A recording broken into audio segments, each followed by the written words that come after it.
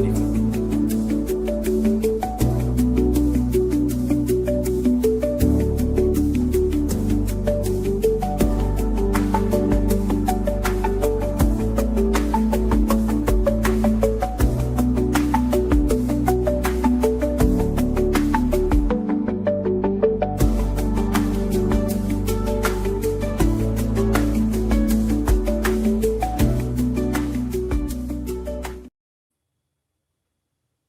We are live.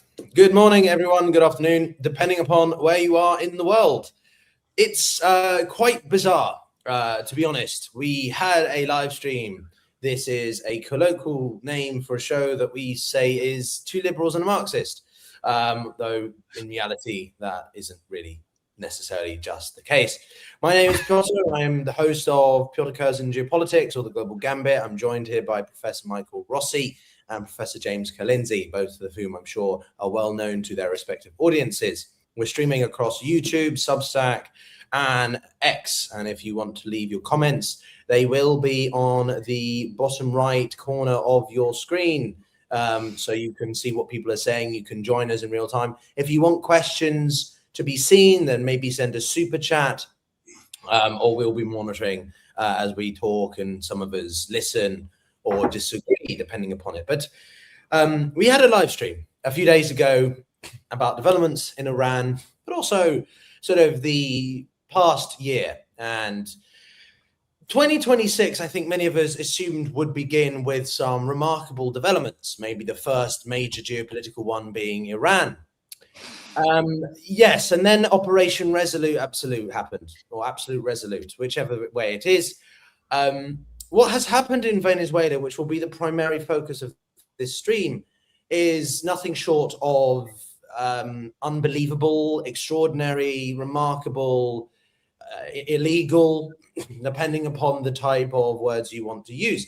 And what we're going to do is break down what has occurred, what is happening right now, where Michael is, which is in New York, with President Maduro there currently facing well, whatever these charges are. And then what might happen next. But I wanted to just take a moment to actually look at what happened, because I personally was walking home. I'm on the same time zone as Michael at around 1:30 a.m. And I like to join X. I like to join X to listen to some live audio chats, and just sort of, it's my idea of late night entertainment. Call me weird. And I joined it about 20 minutes before the operation began.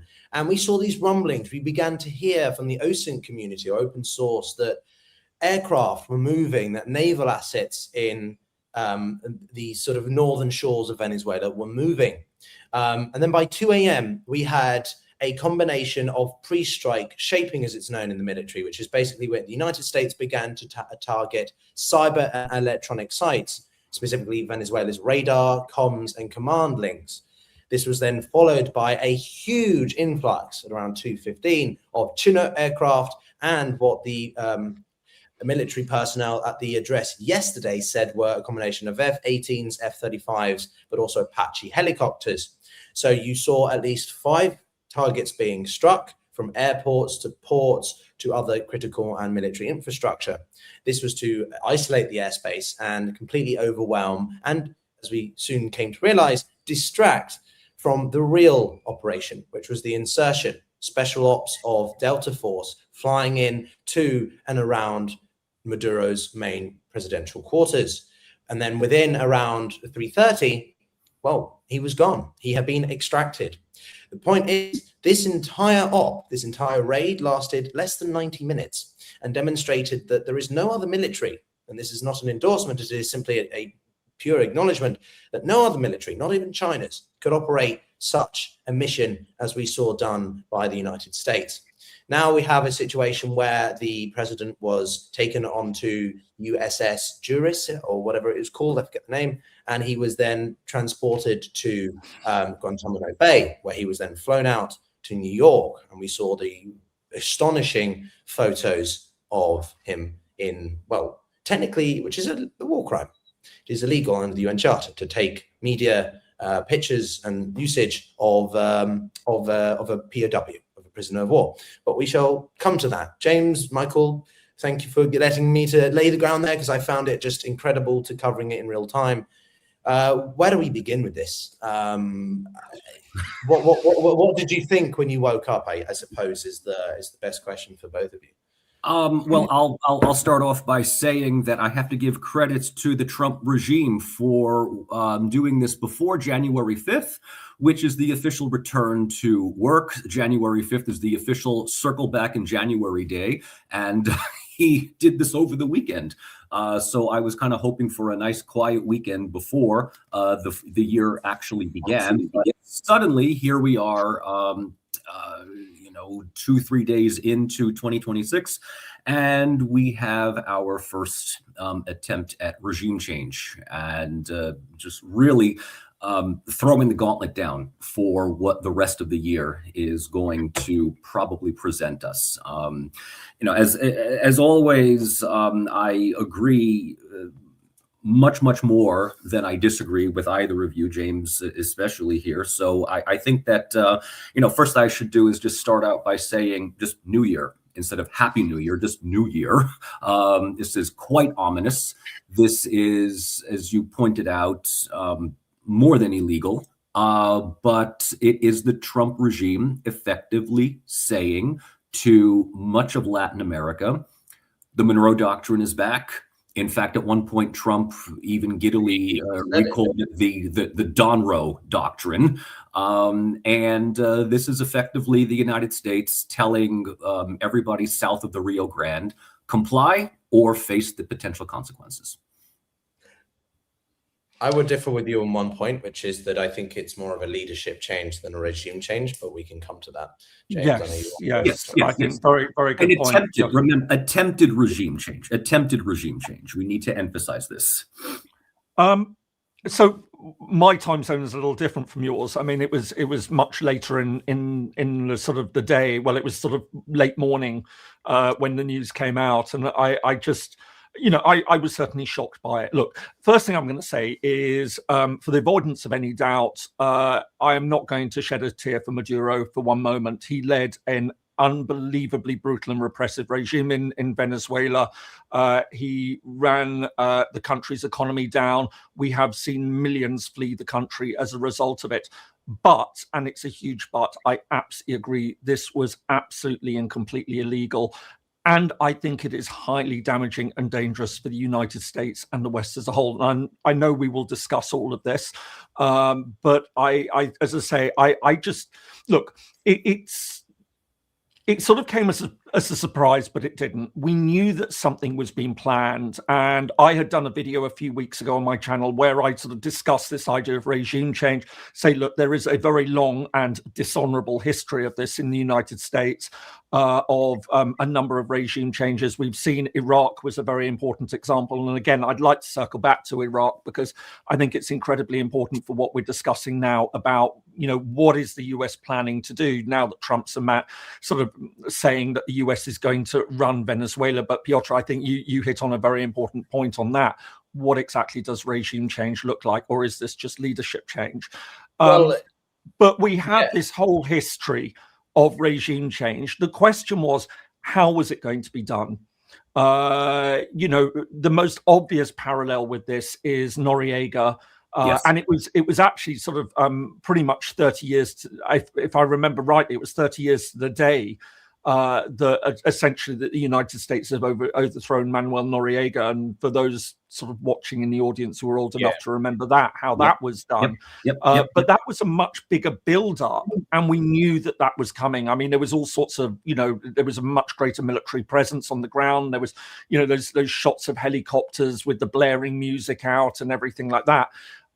This was suddenly sort of out of the blue, but we knew that something had been planned. We just weren't quite sure what it was. There'd been a lot of speculation that it was going to be assassination, but in this case, it was more like that sort of bin Laden operation. Well, no, because that ended up with being dead, but, flying in, taking in the compound, snatching Maduro, and then sort of taking him out the country. And as you say, putting him on charges. I don't know if any of you have seen the indictment. They've unsealed it, but it is quite remarkable. So he sort of talks about cocaine trafficking, and then sort of possession of machine guns. which as one wit I saw on Blue Sky. By the way, I don't touch X. I've come off it. I won't have anything to do with that horrible site. But as one wit on Blue Sky pointed out, most Republicans would sort of have carrying machine guns as a badge of honor. There was a by the Constitution. I saw on X as well, which basically said sort of, so what if Maduro's what if we failed to trial Maduro? So what happens? We let him go and just sort of dump him on the shores of Venezuela and pretend nothing happened. Like, well, I mean, again, which is not going to happen. But I do want to jump in on the leadership regime change, because, to be honest, James, I differ a little. I mean, we saw this coming. Something was going to happen. Yes, I mean, it was quite clear that something was being planned. It just wasn't. Was it going to be a full-scale invasion? That was always a horribly risky enterprise. But even if there was a lot of opposition to Maduro, you don't want to do that. I mean, this in many ways makes no sense. It's impossible to do that anyway. You can't undertake a military operation of that scale and type. No. I mean, this wasn't Grenada. Remembering, of course, Grenada is another example of regime change. That was a small Caribbean island. Caused all sorts of ruckus, by the way. I mean, the Grenada operation, for anyone who can remember. I mean, look, the scale and size that would have required to undertake a proper amphibious landing. Yeah, of course. I mean, it was always highly unlikely. The question was, possible resistance force, including if the Venezuelans had. Look, Piotr, I know it wasn't. It was never likely to be an invasion. Always going to be. There were lots of scenarios for how it could be done. And I think we should do a better job of like understanding the details there, because I think they practiced this for months. There was a full-scale building built. This is what the British did in SAS with Operation Nimrod in 1980 against the Iranian embassy. They built a specific building of the British embassy. I'm sure you know this, James, and would practice and practice and practice. And then one day the conditions were perfect and they just went in. And that's exactly what the Americans did this time. But I do want to just buckle down on the leadership regime change thing, because I think this is crucial for what happens next. And this is why I want to defer to both of you who maybe have more ideas about that. But for me, it's not as simple as nation building. Venezuela isn't as bad as Afghanistan. It's not a poor state like that. The education of the population is pretty decent. The infrastructure existing is pretty high. It's got remnants of a time when it was a pretty wealthy country, right? But you now have multiple factions in Maduro's government who are going to be vying for power, but also you've got this opposition. And now you've basically got an administrator of Marco Rubio who wants to run the entire country as some kind of satellite state, as a literal client. So how is this power dynamic going to work, do you think? Well, I mean, what I can say is that as far as Venezuelan politics before Hugo Chávez's United Socialist Party of Venezuela came to power, is that it was regarded within the U.S. State Department as one of the more successful democracies within Latin America. But we have to take that with a significant grain of salt. And I think that there is just a very brief history background that the viewers could benefit from about this. And that is that prior to Chavez coming to power in 1998, Venezuela was considered to be, as I said, comparatively speaking, a successful electoral democracy. There were two political parties that dominated the Venezuelan political scene. The first one is, or was, Acción Democrática, and the other one was this long name, this Comité de Organización Política Electoral Independiente. Okay, so it's like, the Committee for the Political Organization of Electoral Independence, AD and COPE. Doesn't matter which side of the political aisle that they were on. One was in power, one was voted out, the other one came in. Both of them were regarded as, at least traditionally speaking, mid-range political parties. Both were corporatist, both were pro-free market, and both ran the country as a rentier state. And for those also that are not familiar with this, a rentier state is a country which almost exclusively economically relies on the revenue generated from the exportation of one raw material, right? So we're talking about oil. The reason why Venezuela was regarded as a successful democracy is because you had electoral changeover, but the country was pro-Washington. It was pro-West, it was pro-corporate, and this is effectively what the United States ultimately looks at Venezuela and almost every other country south of the Rio Grande. Not in terms of political rights and civil liberties, but in terms of economic compliance to major U.S. corporations. When Chavez came to power in 1998, this is 2 years after, some of you may remember, oil prices dipped significantly in 1996, 1997. I remember I was just out of high school and the price of gas went under $1. I was amazed at how, prices never go down, they go up. This is where rentier states who rely on the revenue from these raw materials start to economically hemorrhage. And what's also important to note about Venezuelan politics is that, yes, it was considered, as you rightfully pointed out, Piotr, it was considered to be prosperous for those that lived in the urban centers, for those that were part of the major industrial corporation economic sectors. But it left a lot of the countryside, the rural populations, off the electoral grid. This is where Chavez was able to capitalize on social discontent and, to a large degree, elements of populism. When he comes in, and this is very much the same repeated story that happens in many of the world's developing countries, he does the one thing that the West cannot suffer, absolutely cannot suffer, and that is nationalize the energy sector. This happened in Iran in the 1950s. This happened with Venezuela in the 1990s. And if there's one thing the United States cannot stand in Latin America, it is a political official and a political party effectively denying America unrestricted access to either its energy, its agriculture, whatever it happens to be. And it plays very well into the reason why Trump has been repeatedly saying that Venezuela, Maduro, Chavez stole American oil. Now, I don't know how you steal American oil on your own soil, but this plays into this understanding that ever since Chavez came to power, the American industry, the American oil industries have effectively been denied. Say what you want about Chavez, say even more what you want about Maduro. I'm not going to disagree that he was unpopular among many sectors in Venezuela, but Trump's attempt at effectively abducting Venezuela's leadership and then making it very clear to Delcy Rodriguez, who is the vice president of Venezuela, who was sworn in as interim president. So yes, there is no regime change per se. The Maduro government is still in power, but it is a warning. Comply with us, or we can very well reinvade the country.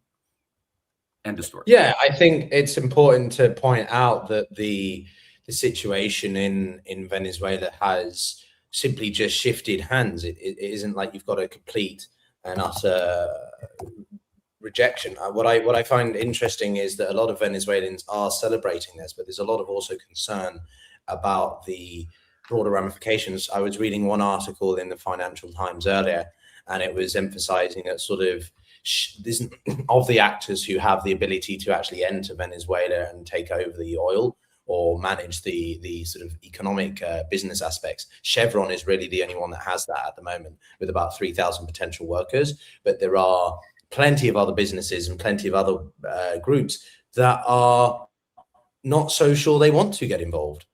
This is what I wanted to share, actually. Just wanted to share my screen for a second to sort of complement what you were saying, Michael, because if you look at the statistics of Venezuela's crude oil reserves, as we know, if you follow this sort of thing from economics, Venezuela has by far the most amount of crude oil reserves. China's been in there for years. And obviously, I see this as a grand strategic move by the Trump administration to also squeeze China. or to limit also the role that Russia and Iran, or OPEC more broadly, have over oil distribution. Yes. This graph here demonstrates what you were talking about, how oil production shot up under Chavez, and it became 15% of the world's oil supply. And then this one was the last one. Now, America did buy under Chavez quite a lot of oil until Trump came in and lambasted the government with sanctions, which caused obviously their production or intake to completely crumble. And this was the point I was making, that Chevron is well placed. But there's a lot of doubt amongst the private sectors about actually moving in Venezuela, and that's only going to get worse because you've got this power struggle between now the government, the opposition, and the US administration itself. So, James, I'm sure you've got lots to say. Well, look, we're going to debate exactly what all this was about. I think there is the argument that this was oil, but this just reminds me, it's all very, very reminiscent of the debates that we were seeing at the start of the 2000s over Iraq and what was going on there. I suspect that it was more just about, all right, oil certainly will play a part in this. We know that Venezuela is incredibly important in that regard. But I think this is also about the United States firmly, stamping its authority over the Americas. We know, as you'd mentioned, that this was about the Monroe Doctrine, that Trump definitely sees the world in terms of, spheres of influence. And that is obviously incredibly worrying for Europe if Trump sort of sees, has come up with some sort of real or imagined deal with Putin, that you do what you do, in Ukraine and over Europe, whatever you can get. But I will have full and absolute control over the Americas. I think what was very interesting is that, this, and we'll probably come back to it and talk about a bit more, but, this certainly doesn't seem to be the end of the story. I mean, there was just some footage of Rubio, who effectively will, be in charge of whatever the United States is going to do in Venezuela next, being asked very, very pointedly about whether Cuba would be next, and refusing to rule it out and saying they are in a lot of trouble. So is this something that they could be seriously considering? But I think, the point that we came to earlier about you can remove the senior people in these situations, but what do you do then to change the government? And this is where boots on the ground in a place like Iraq, boots on the ground in a place like Afghanistan was absolutely vital for doing that. Because you kidnap Maduro, you can't, from a distance, just completely replace that whole regime. You've got to somehow do this. And it looks like already the first indications are, by handing it over to the vice president, who seems to be sort of very much behind Maduro, at least sort of calling for him to be returned, how compliant she's going to be in all of this. But essentially, is this shaping up to be a compliant regime, just a continuation? You do the symbolic thing of getting rid of Maduro, saying to Venezuela, saying to the Americas, look, this is what we can do if we really want to. You fall into line with us, and we will let you continue. And I think as it was very interesting. I mean, I wonder what Machado's making of all of this at the moment, because where does she fall into this? I mean, the US is saying that it's about, democratic elections, but they refuse to be drawn on when that will be. And it's going to be very difficult. Are they going to keep going in time after time and just arresting the next leader? If they don't call elections, this really opens up all sorts of questions as well about exactly how they see this as playing out. I need to mention, Maria Corina Machado's 15 minutes of fame were up around minute 7 or 8. That was it. Trump had already said she's not respected. She was already thrown under the bus. She was mentioned by the Trump address at the end during the conversation. And yeah, Michael, you said it exactly. I think he didn't want her involved at all, because she got the Peace Prize. For one, he's that petty. I wouldn't put it past him. But second, also because she because she wasn't in the country. And I don't think they have any intention of actually installing Gonzalez, the actual winner of the election in 2024. So I don't know. I wouldn't discount the election opposition entirely. But clearly right now, the Trump administration wants to see this as administering Venezuela, right? I use the term satellite state specifically. The way that I see this, and I can't, this is clearly in no way, shape, or form a one-to-one comparison here at all. Let me just emphasize that. But I couldn't help but wonder whether or not we are in between that very brief period between Turkey's first invasion of Cyprus and the second invasion. The second invasion was the one that ultimately sealed the deal in controlling the top third of the island. And so the way that I say this is that, no, I don't see this as a form of territorial colonialism, but we are effectively having this conversation in between a very precise and surgical military operation that abducted Maduro, but left the United Socialist Party of Venezuela still in power. So for Trump saying that we're going to take over the country until we feel it's appropriate to hand it over to somebody, either means one of two things. One, he's just mentioning whatever comes to his mind. And number two, there is there's an additional plan of action that has not yet been realized. I don't think so. From my military analysis or what I've seen from the military movements, I think the US is largely done on that front. I think this is more moving into political and technocratic management at this point. They are going to just basically administer Venezuela as an extension of the US, mainly through the private sectors. As I said, Chevron is going to be leading the way. But this does lead me to another thing that I wanted to emphasize, which I haven't seen many people consider, which is 2.5 years ago, or just over 2 years ago, Venezuela was putting a lot of pressure on Guyana over Essequibo, the big jungle territory that they claim is part of sort of a greater Venezuela. But there was obviously pushback by the United States, Biden administration, and so on. But this is because you have the Shellbrook shelf, if you like, which is a incredibly large oil deposit that was discovered by ExxonMobil in 2015. And then they realized by 2019 that it had the potential to be the biggest single, I think, in recent decades. And as of 2024, Guyana's economic growth for that year had been 44%. Compare that to sort of China, which is at like 5 to 6. So the point I'm making is that this doesn't just stop at Venezuela.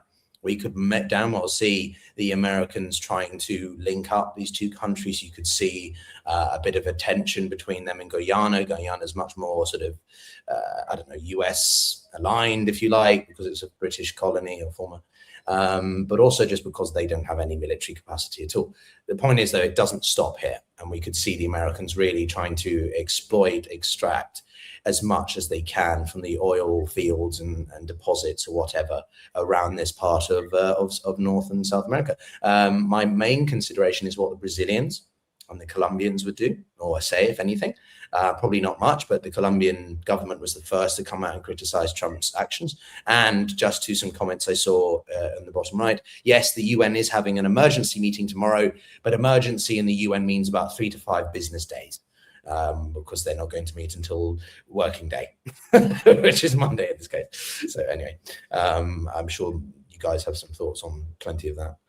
Well, of course, I mean, the UN, it won't go anywhere.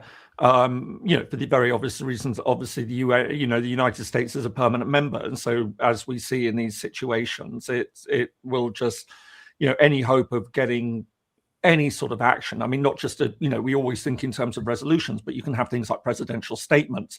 None of that will come out. I mean, the very best you can hope for is some sort of muted sort of reaction that, everyone hopes that Venezuela will remain calm and stable and go in a particular direction. I think, that would be the very, very most optimistic outcome in all of this that we could see. But no, I mean, Piotr, you're right. I mean, there are far bigger elements of all of this. And you pointed out the fact that in the past couple of years, Venezuela had been very, very hawkish towards Guyana, claiming 2/3 of its territory, saying this was a legacy of Spanish colonialism. It was denied it. It was the perfidious Albion had stolen it from Venezuela, and it was taking it back and producing these new maps and everything like that. I mean, one would hope that that's gone now, but definitely it's very, very difficult to see. And Michael, I think your point about that interesting Cyprus comparison,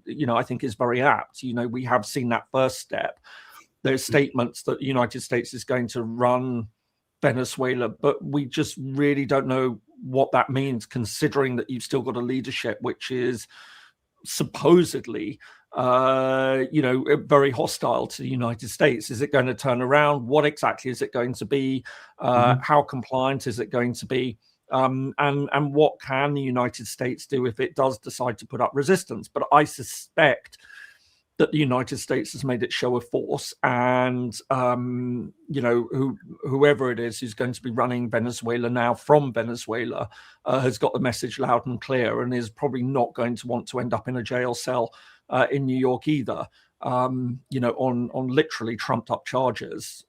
So, we should talk about this whole idea about, intervention had hardly anything to do with democracy or human rights, and even less to do about drugs. I mean, there's a rule that I usually tell my students in the beginning of every semester, and one of them is that, listen, if you're going to lie, you need to lie convincingly.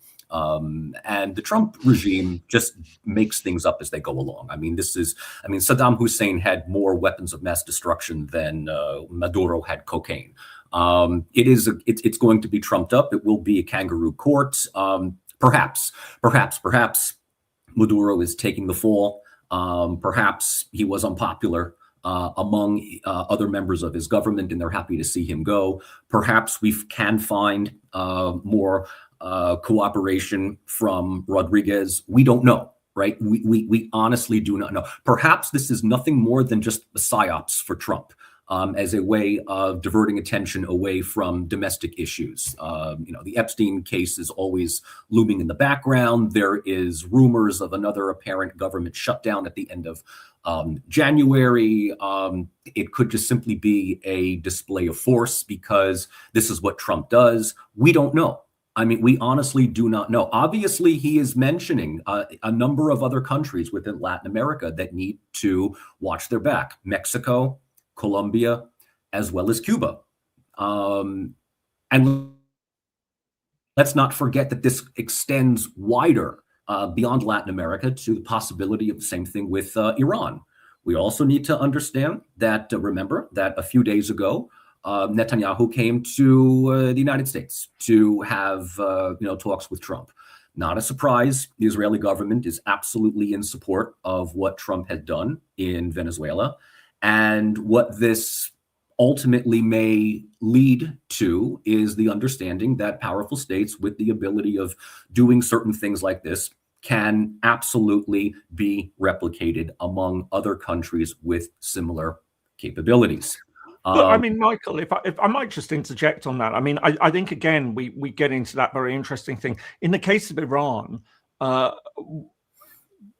it would have to be a very different proposition. What are they proposing to do? Go in and arrest Pezeshkian? No, he's not the senior official. No. I think it would be, if they go in and try and arrest Khamenei, who is very old, that would be quite something. What you just entering. So I think it's very. I think my immediate concern again is I think the fact that Rubio is refusing to rule out anything with Cuba. Cuba's been a really interesting position. The regime there is quite clearly crumbling. It's had real problems, but it's holding on. And maybe the United States just sees this now as a good opportunity. They've given it a test run in Venezuela, now saying to Cuba, you either change or we're going to do the same. But I think, is it Katie Miller, the wife of Stephen Miller? Yes. I don't know, Piotr, if you can pull that up. He posted a very, very inflammatory tweets Stephen Miller or Katie Miller? No, it's Katie Katie Miller Miller. did. It's Katie Miller. It's Katie Miller, and she posted a picture of Greenland with the US flag imposed on it and just the word soon. So whether it was just high-level trolling, but this was really something that, absolutely outrageous. That I would say a couple of things to that, which is that I've been working on a specific video about Cuba and was going to post it, and then this happened, so I now have to adjust the framing of that video. Familiar story for all of us doing YouTube, isn't it?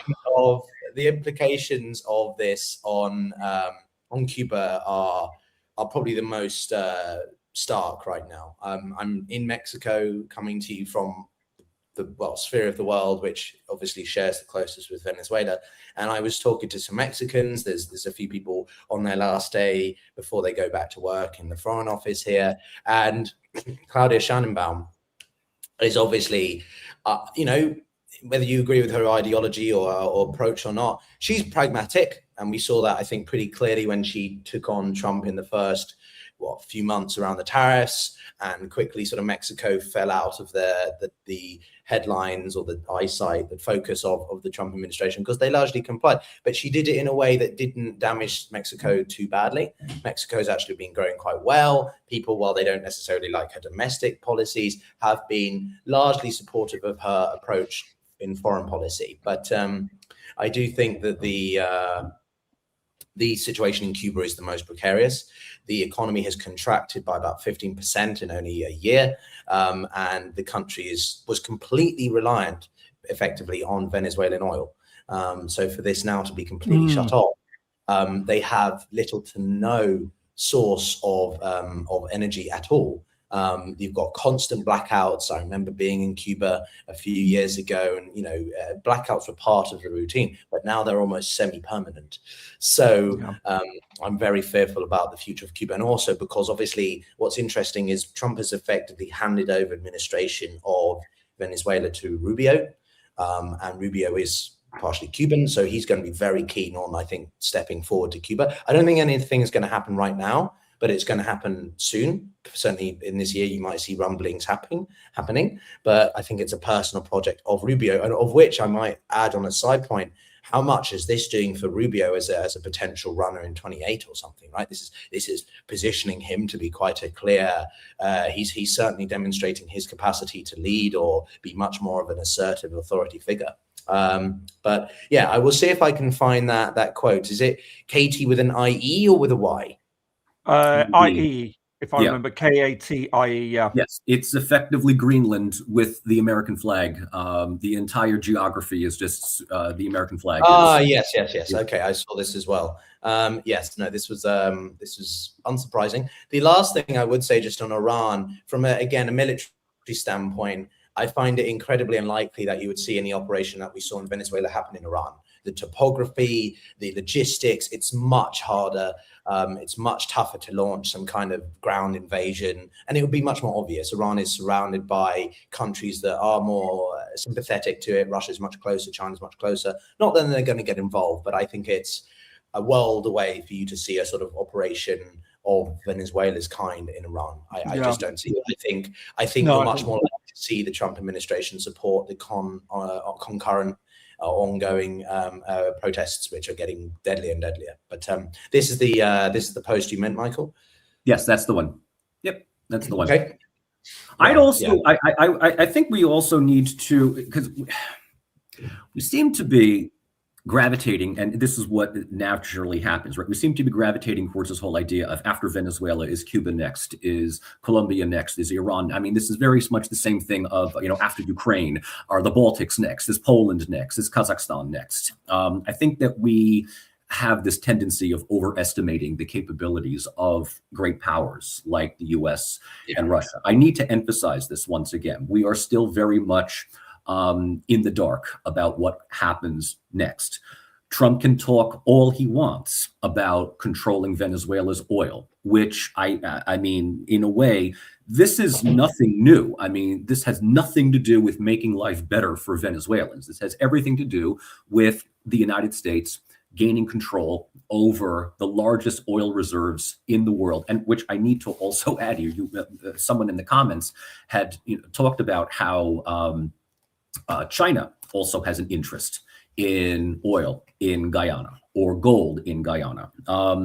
This past August, China signed a 20-year contract with the Maduro government to buy 2 oil fields that will produce up to 60,000 barrels a day. So we need to understand that it's less to do with a horrible government in Venezuela and more to do with the idea that Venezuela is gravitating towards the BRICS world. And if Venezuela was to join BRICS, if Venezuela was to be part of the Russia, China, India coalition, this again is something that the United States will just simply refer to the Monroe Doctrine as illegal. It is amazing how one of the most egregiously bare and bold-faced documents of American imperialism is still referred to, chapter and verse, by both Republicans and Democrats as some kind of moral basis for intervening in the internal affairs of other countries. And it is also amazing how the Monroe Doctrine is used only when governments tend to be non-cooperative with the United States. Forget human rights, forget democratic transparency, forget the fact that there are countries in South America today that are run by far right-wing autocrats. This never, ever, ever comes into the debate when it comes to Washington, whether it's historically Pinochet in Chile, Milei today in Argentina, or the new guy that is running Chile. I mean, it's amazing how every time that there are elections in Latin America, it's either between a committed Marxist socialist or an unapologetic neo-Nazi. There's never anybody, in between. This never enters into the debate. It is all about economic interests. And I mean, there are no values, there are only interests. I mean, I've mentioned this already. I've mentioned this book already. But it's Overthrow by Stephen Kinzer is a book that everybody absolutely needs to read, because it documents, a history, a well-coordinated pattern of regime change, American-led regime change, starting with Hawaii all the way up to Iraq. And James, you mentioned Panama, Noriega. I think, what was that? 95? 1989 under 89, yes, 1989. Yeah. I mean, the arrest of Noriega, who is still, in jail, regime change across Central America, also done under the auspices of some kind of, containing communism. This was a, Cold War trope. But even before that, it was largely because these countries had denied major U.S. corporations, the United Fruit Company, the sugar plantation concerns in Hawaii. All of these things, basically, Venezuela, this is not unique to the Trump regime. This is effectively taken right out of the playbook of the U.S. State Department. Well, there was a video on X which was of a gentleman. I think it got like 500,000 likes and sort of 20 million views or something. But he basically said, and this isn't me endorsing what has happened, but he said, well, if America won't do it, then what, you think Russia and China wouldn't have tried to interfere in our domestic affairs? Which I think was a pretty amusing. He was out on the streets celebrating it, and sort of one journalist sort of asked him, why are you celebrating? Doesn't this mean the US? And he's like, well, any great power might do it. And I think that's the point here, which is that even if America won't do it, someone else might. Again, that's not a defense of anyone doing it, but this is the world that we're in now of great power competition. Someone made the comment, I think most aptly, sort of, we are in a great power spheres of influence, and you have your dominant areas. I mean, we've said it in our own respective ways, right?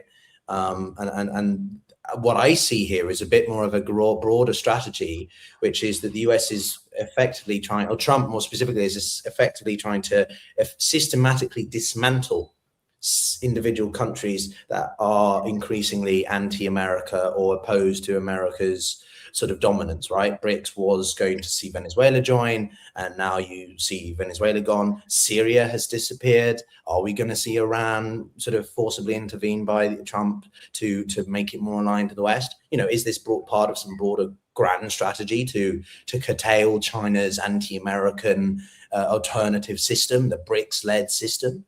I mean, that's getting a bit far ahead, perhaps, but you know, I'm sure, James, you've got. Well, I think, to be honest, I think what Trump has done is just hastening the strengthening of the BRICS. I know that there will be a lot who will be sort of cheering this on, thinking this is a sign of US strength, but I would argue exactly the opposite. This is going to be encouraging a lot of countries to seek safety, you know, under a Chinese umbrella. I think that, you know, the trouble is that, you know, and there will be viewers who will laugh at what I'm about to say, but, you know, this is wholly eroded what's left of US moral authority. Now, I mean, you know, again, there will be those who say, well, it's never had it or whatever.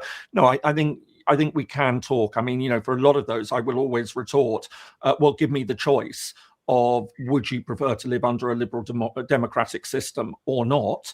That I think the vast majority of people on this planet would choose that they would like to live under a system that sort of respects their human rights and freedoms and gives them a say in how their countries are run. And I think, you know, we can point out all sorts of flaws in that. And, you know, and I think sort of viewed from a European perspective, there's a lot that we would say that is very, very wrong with the United States, especially at the moment. But I think that what has happened is that this is very clearly a move to great power politics, realpolitik of the 19th century. Yeah. And I think the great danger in all of this is that creates a hugely dangerous world, which will be far, far more prone to conflict and insecurity than the system that we had. And what I find, you know, particularly disturbing about everything that we've seen over the past sort of 36 to 48 hours is just the, you know, the horrifically tepid response that we've seen from Europe. They haven't called this out. They haven't said that, listen, we are living in a time when international law, you know, the rules-based order is under unprecedented threat. And this is a very, very serious blow to that is bringing it down just at a time when we really want to shore it up. Now, what I am going to say is to anyone, you know, again, there will be viewers out there saying, oh, your rules-based order, it never really existed. It was all sort of about controlling. No, it did exist, and it does exist, and it is incredibly successful. The international order that has been created since 1945, every day, thousands of actions are taken by countries which are fully in compliance with the rules, the order that they have created, the treaties that they have signed. We focus on the times it breaks down and catastrophically breaks down. But that is a minuscule fraction of the rules that have been created, which allow big and small countries to trade with each other, to run consular affairs with each other, you know, all sorts of different activities, you know, educational exchanges, scientific cooperation. You know, it's a whole system that's been created, which has been chipped away. And so you've got all these people who are laughing and sort of thinking, right, okay, we'll chuck another thing onto the bonfire. You know, we want to be done with it. No, this is not a world that I think any of us really seriously wants to be in. And it is very, very worrying. And as I say, the extent to which Europe isn't standing up for this, you know, and I can remember it wasn't so long ago that we talked about normative power Europe, how Europe's great strength on the world stage was that it respected international law and it presented a vision for how that rules-based order would operate. And we are just seeing quiet at the moment. I mean, you know, Starmer has been very tepid, and I concentrate on Starmer simply because he's a lawyer. You know, he more than anyone is meant to know the legalities of what we've just seen, but just saying, oh, well, we need some time to sort of look it over. I'm really pessimistic about, you know, and I think this is another blow to the system. Let me add this, because we were talking the last time about once again, is this a moment for Europe to stand up? This was before the military intervention in Venezuela.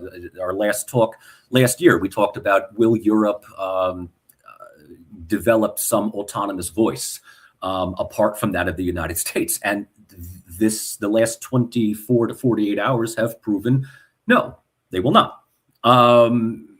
probably the best and most typical response is from Ursula, who said, well, we're not in favor of going in and capturing a head of state. So it's a great way of distancing yourself from this action. But we hope that elections will, be, peaceful. So you are indirectly supporting this, as opposed to saying that, no, a head of state, regardless of whether we liked him or not, is the legitimate, head of government. So, whether it's Ursula or Kaya or whoever, I mean, very typical, very, very typical of them not wanting to ruffle too many feathers with the United States. And it shows what Trump has, I think, realized more than anything else at this is he can absolutely get away with it. He can absolutely get away with this. I mean, ultimately, I'm surprised he hadn't said this at his press conference, but it was implied. It was to the rest of the world, come at me, bro. Try to stop me. I'm glad we brought up Europe, because it was something I really wanted to focus on for a moment. As you know, I'm pro-Europe. I believe it's Europe's moment in terms of seeking its strategic autonomy, in waking up to the realities of the world that we exist. And I think if we look at the comments, a lot of people are pretty passionate about this, because on the one hand, James, I think you would say that you're part of the older guard in the traditional rules-based post-45 or Second World War order, right?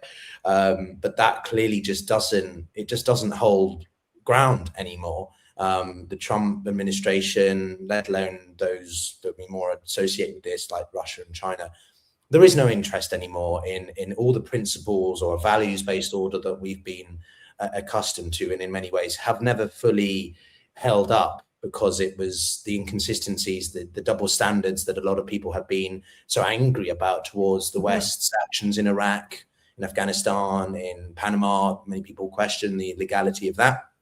Just going in regime change, going in nation building, trying to forcibly impose democracy. And for me, Europe's response here is a reflection of a continent that just doesn't know what to do. We don't have the same military capacity to really do anything. And even if we did, we're not going to get involved on the other side of the world in Venezuela. And so what you have are these statements from the respective heads of state, which are sort of very carefully crafted, but frankly quite awkward, like von der Leyen saying that we have never supported Maduro's regime. So they're trying to sort of say that we are happy that the Venezuelan people have more choice now, but we also, in the second sentence, want this peaceful transition to adhere to the UN and international law and conventions that we've all been, we've joined, which is basically sort of saying we agree with the end result, but we don't agree with the means by which it's done, which is completely like listening to Starmer's interview. It was, I've had enough of him anyway. I'm very strongly opposed to Starmer now, but it's just pathetic. And I, again, like to believe, ignorantly perhaps, that Europe can still find a path forward on its own. But it's at moments like this where they just don't have anything. They have no capacity to influence the direction of policy or the great powers at all. Can I just say, I mean, to agree absolutely with you, but I think where I worry is that this action and Europe's inability to speak out about it is just going to feed the view in large parts of the world which are looking on at the Ukraine war and saying, have been told by the West that this is illegal, or Europe telling them that it's illegal. Trump does this. And this is a complete violation of international law, and Europe doesn't come out strongly about it. This absolutely plays into Russia's hands as it tours Africa, tours Asia, and says, listen, the Ukraine war is a European issue. It's us, and it's about NATO. This is not about international law, because look what Trump is doing. He's violating international law, and those Europeans who are trying to persuade you that I'm a really bad guy for doing this, they're not speaking out against Trump. So they only stand up for international law when it suits them. So you know what? don't worry about getting involved in all of this. This is not your, this is not your fight. It creates a dangerous equivalence for much of the world. And we see it, all of us, we see it. Piotr, you see it on your channel. I see it on mine in the comments that come in. There is a real sense in the global south that a pox on both their houses. It's all hypocritical anyway. And that actually plays into Putin's hands more than anyone else, and to Xi's hands, because it's that apathy of just saying, we don't care about the rules-based order.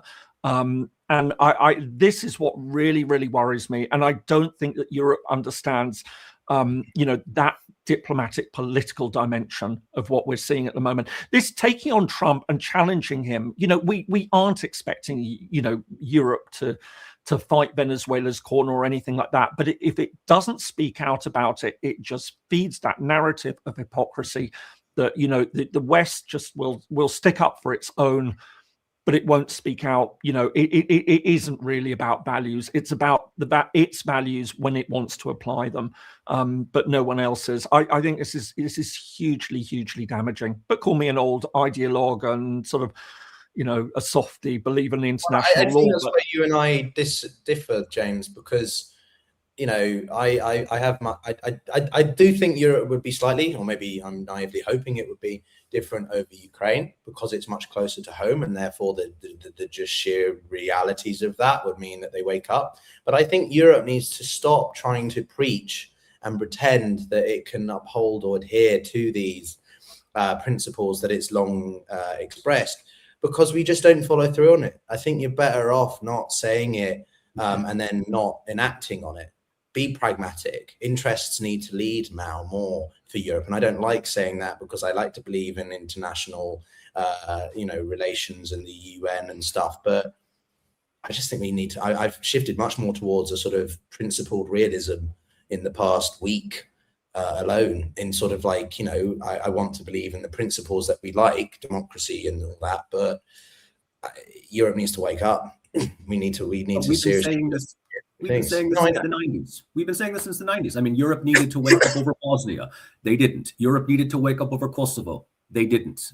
Europe needed to wake up over everything in its own backyard. And the United States keeps saying to Europe, this is your backyard. This is your issue. They don't do something, the United States steps in.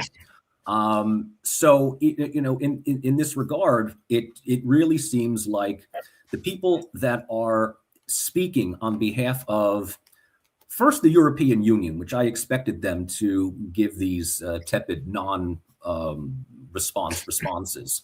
But even the heads of state are taking either a cautious, optimistic support for what Trump had done, or just simply saying, I was not involved. I was not brought into the discussion, which does nothing more than show that Starmer is probably one of the most irrelevant of all of the major leaders of Europe.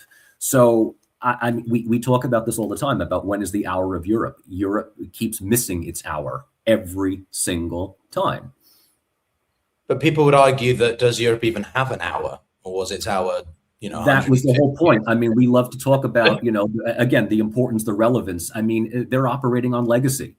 I do think there is one angle that the Europeans could leverage more. I don't know, James, if you have thoughts about this, but the EU has been trying to establish this this economic deal, this trade agreement with the Mercosur, the equivalent in South America for what, 30 years. Could the Europeans leverage that, or it's too unpredictable because of the military threats of the US now around there? I can't see how else the Europeans could do anything other than manage to deepen the economic integration with the Brazilians, with the Colombians, with Argentina, and so on. But otherwise, what can Europe really do to sort of have an integration of relevance? No, you're right, Piotr. I mean, South America obviously is an interesting area, and these trade negotiations have been going on forever. But I think it's also important to remember that when we speak about the West, there are other actors. It's not just Europe and the United States. It is Canada, of course.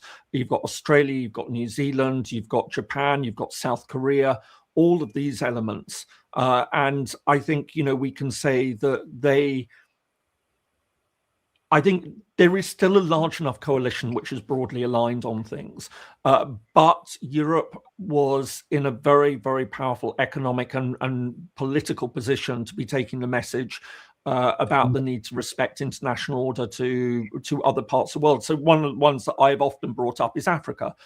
We have done a terrible job of being able to explain to Africa what is happening in Ukraine, why it matters, why we need to protect the order. And I've often said this, that, I think Africa of all the areas is the one where you break down the rules-based international order, the fundamental principles of state sovereignty and things like that, and we will see chaos and death and destruction on an unprecedented level. And that will affect Europe very, very clearly. The mass migration that will come from conflict will, it will be coming towards Europe.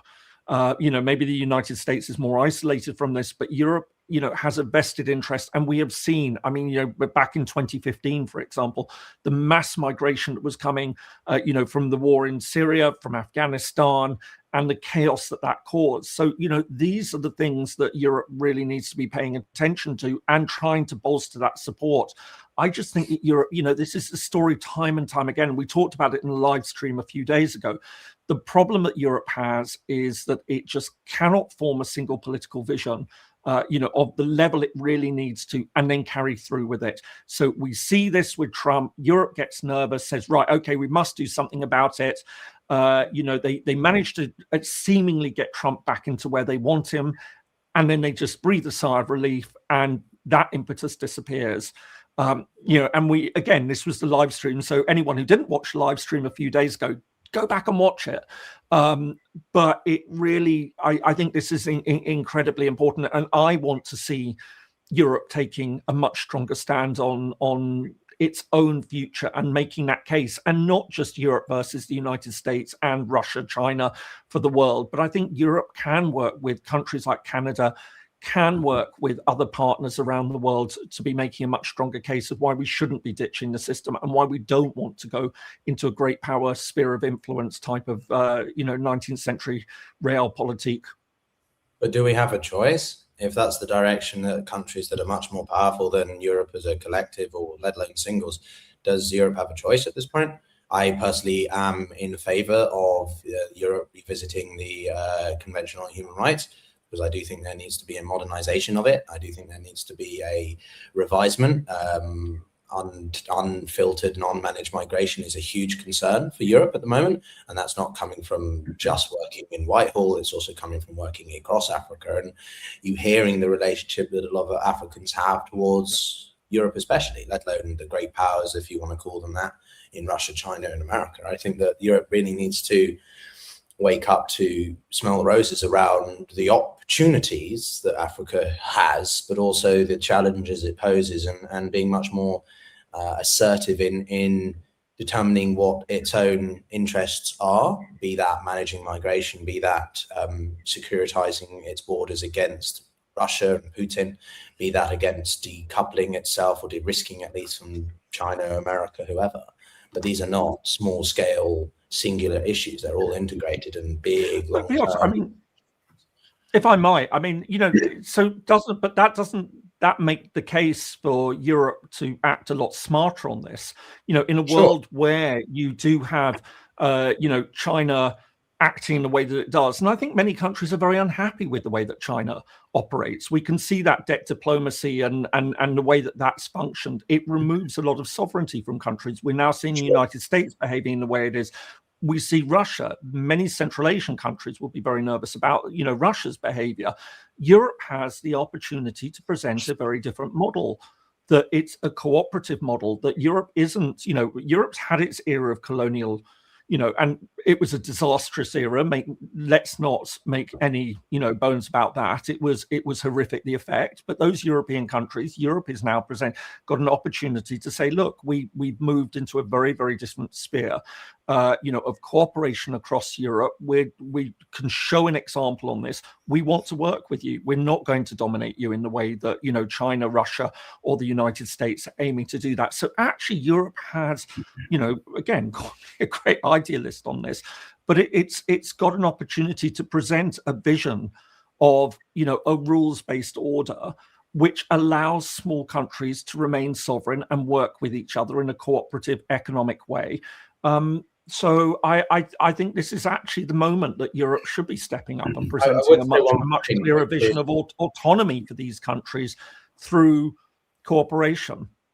If that's going to happen, you need to do really one of two things. You either have to federalize the European Union or you have to disband it altogether. One of the two. Because I don't know how disbanding it. I think disbanding it would just lead us. That would be that. Well, right. So then, in order to, we are talking about Europe needing a more unified foreign policy, a more unified, economic alternative. Whatever you mentioned Central Asia, so that obviously is something that's familiar to me, right? Look, the EU, along with the United States, their presence in Central Asia is at best tertiary, behind that of Russia and China. They do succeed a lot when it comes to soft power, educational opportunities, especially as an alternative to the American educational system. With the biggest obstacle beyond that of visas is just the ridiculous tuition that is part of it. But this is it. This is effectively it. And if nothing else, it offers an opportunity for Central Asia's best and brightest to have a location for brain drain. I mean, that is ultimately it. But when we're talking about countries allowing to keep their own, let's say, sovereign decision making, this flies in the face of EU foreign policy, which forces members to march in lockstep with the EU Foreign Office. It forces countries that have not yet joined the EU, that want to join, to make very definitive decisions when it comes to one's relationship with Russia or Turkey or China in putting the EU first. If it involves sanctioning countries like Russia that directly affect their own economies, this is going to be seen. This is going to be vocalized by Eurosceptics, by national populists, by the Le Pens and the Fizos, and who else? I keep forgetting what's his name, Faranges. If he's even relevant at this point anymore. So I know, James, that you are the Europhile among the three of us. And all three of us, we want Europe to succeed. I agree with Piotr, on this as to whether, the hour has been, when is the hour? When is this hour of Europe finally going to happen? Not with this current gaggle of mediocre leadership that we have. It's not going to happen. I think one thing, I wanted to say a couple of things on this because, I think it was Joseph Nye who emphasized the term of smart power. And for me, Europe needs to do a better job of reinventing its hard power. For people, if they don't know, smart power is the combination of soft and hard, and it's a bit more nuanced. And I think Europe has that capacity to leverage this. But how does it do that? And I think that for too long, Europe has been complacent. We've been too comfortable free riding off the US securities, the big markets, the cheap energy, etc. And so Europe needs to reduce its welfare states. We need to increase our defense. We need to harden. That doesn't mean that we necessarily ditch, to James's point about human rights and more of the sort of principled aspects. But we do need to damn well invest in more emphasis in areas that we may not like, but we have to. We have to play the game as it is, not as we'd like it to be. And right now we have a lot of leaders who are sort of saying things, but again, like I'll take the coalition as an example, coalition of the willing. When we had the coalition of the willing a year ago or never, after the extraordinary meeting between Zelensky and Trump, it was sort of, we've got a new German chancellor, we've got a sort of British prime minister, and we've got Macron. We're going to see this incredible unified coalition to step up against Russia and in favor of Ukraine. Okay, we've had sort of half a dozen meetings, some policy shifts, but it's still taking, I think, a lot longer than it should or needs to. And so, this is Europe knows what it needs to do. I think those who are, any of us watching this, any of us commenting now, we know what Europe should do, and I think that we can leverage our comparative advantages, the economy, our human capital, and engage with different communities. I like your idea, James and Michael, both, of Europe engaging much more, leveraging the fact that we do have Turkey. Turkey is very relevant in Central Asia. There are different angles that we can play this. Some people emphasize that because we're not a full federalized state, each country can technically play to its own relative parts, but in the broader collective benefit of Europe. Again, that's a very idealistic scenario, but it's, there are options here. And I think Europe just needs to be a lot more willing to vocalize the hard things, to talk about the hard realities, which is cutting welfare. We do have too much money spent on certain things like welfare policy, and we need to be a lot tougher in terms of spending on defense. And that might mean that, Europeans aren't as cushy in their summer vacations, but ultimately we are readjusting to the realities of the world that we exist. Anyway. But look, I mean, if I can say, I mean, and this, and I know this is at risk of sounding like a broken record, but again, this is, I think, where Brexit has had a terrible effect on for both Britain and Europe, because of course, Britain as a member of the European Union, one of its great strength is it does have the Commonwealth. Now, I know a lot of people will laugh at it, but when Britain was part of the European Union, the fact that it was also a member of the Commonwealth gave it fantastic outreach, and a lot of countries would see the UK as their way of engaging with the European Union, and vice versa. This is, through Britain, the European Union had a much better, greater degree of access to, over 50 countries, which are part of the Commonwealth. And in many cases, it had in other ways, just as, rather the same way that the Francophonie, I mean, again, you can be skeptical about the value of these, but I think that they are important because they do provide another club, for countries, European former colonial powers, to reach out to these former colonies and say, on an equal basis, look, we want to be your voice in Europe. We want to represent you in those debates, and vice versa. And I think that, that was lost when Britain, left the European Union. So, Europe does, because of its colonial past, which, as I said, we've now moved beyond, but there is a heritage there that gives certain relationships between various European countries and much of the rest of the world. And Europe really needs to be so much more effective at leveraging that, and working it and coming up with that message. And again, we saw this 20 years ago, that there was this idea of normative power Europe. No one talks about that anymore. It seems to have disappeared. But I think if ever there was a time for Europe to be able to say, look, in a world which has been dominated by, powers that want to, that have very little respect for democratic freedoms, very little respect for human rights, are militaristic and are not afraid to use their armed forces to extend their power, or come in with very punitive terms like lending terms and things like that, Europe can present another model. Now, I know we've drifted off a little bit from Venezuela, but I think it is really important to be talking, at the moment about what Europe can do. But maybe, I mean, at this stage, to get back on track on Venezuela, what are we really talking about now? What are the next steps on all of this? For Venezuela, for Latin America, for the world, for 2026, which topics here? Well, I think, yeah, go on. No, Piotr, I was just going to say, no, just as a steer, I mean, I think, where do we see this going now? What are the next things on the agenda? Not just for Venezuela, but, for US foreign policy, what do we need to be sort of keeping an eye out on? Well, my focus right now, apart from the immediate fallouts for Maduro personally, are Iran. The situation in Iran is elevating, and I did kind of want to bring in Iran a little bit during the conversation, because I don't think many people are aware of just how tight-knit the Iranian-Venezuelan relationship, Maduro-Islamic Republic relationship was. The Iranians were very instrumental in providing intelligence, training. The Cubans were the ones who were the security services for Maduro.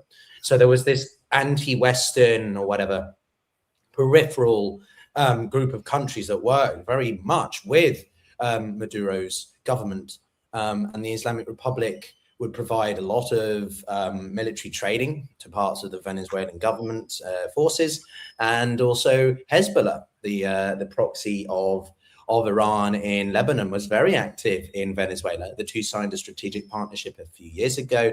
And so aside from the Russians, like the Wagner Group, sending in troops during the fallout of the 2018 election, China was there economically. But you did have this group of the core sort of axis, if you like, working quite a lot with Venezuela. So I'm quite focused on Venezuela, on Iran, and what this means for them.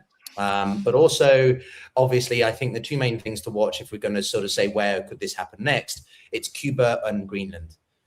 Cuba definitely more likely. Mexico's not going to, you're not going to see US troops in Mexico.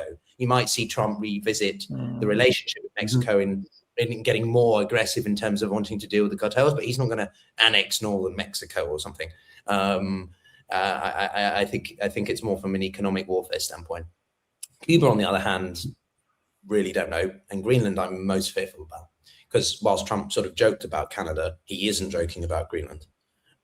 So that's what I would say. Part of me would just, I would love to see a civil war within NATO. That would just be that would be adorable. I would love to see Denmark invoking Article 5 against Trump and some, attempt at taking Greenland. I mean, on the realm of obscure, absurd possibilities, I mean, 2026, we're not even the first week in, so I'm not, discounting anything here. I mean, I think the danger is. Sorry, Michael. I think I worry about Greenland as well, because the reaction we've seen from Europe is, if Trump just does that and says, "What are you going to do about it? If you take any action against us, we will tomorrow. We will withdraw all US troops from Europe. We will stop all aid to Ukraine. Don't you even think about doing anything. And what are you going to do?" I mean, this ultimately boils down to, rules-based order on one side and realpolitik on the other. I mean, at some point, is there going to be an outbreak of actual conflict, of open war? And is that the only thing that is going to get Trump to back down, or is that going to get the war hawkish MAGA Republicans to just simply escalate the violence? We constantly talk about how close we are to World War III. We also talked about in our last podcast whether or not we will see the type of conventional warfare that characterized World War I and II. I think, and I could be the doomer in all of this, I think we already are at war. I think the world is already at some kind of cyber warfare, informational warfare, economic, diplomatic warfare. We're not going to be seeing the types of large-scale battles that we, are accustomed to seeing here. But we've already looked at the way in which the United States has interfered in Venezuelan politics, largely, if not entirely, because of energy. I mean, that's ultimately what it is. With regards to Greenland, we can talk about whether or not the United States sees this as a military foothold, access to the Arctic energy. A friend of mine in a conversation a few days ago was sort of opined that if Trump has a foreign policy, it is ultimately neoliberalism in one state. I mean, that's just neoliberalism in one state. He talks about America first, but in order to make America first, it needs to secure energy resources within its surrounding areas. Hence, the controlling of we don't even know yet, how he's going to do this. All we have is just we've abducted Venezuela's president. We have not taken over the oil fields. There has not been any boots on the ground. There is just simple rhetoric, which is the reason why I'm saying it's too early to see what is happening right now. We are in that period between sort of that first and second Turkish invasion of Cyprus, where we're not exactly certain what's going to happen. Things could escalate. Things could absolutely escalate. This could be, as Piotr says, maybe the only thing. But if that's the case, then it doesn't do anything. It does not change any of the dynamics on the ground unless the United States is going to engage in clandestine information war for the next election in Venezuela. I don't see Trump being that patient, especially if it is now known that the United States is interfering in the internal affairs of other countries. Let's talk about Iran as well. There is clear dissension within Iranian youth.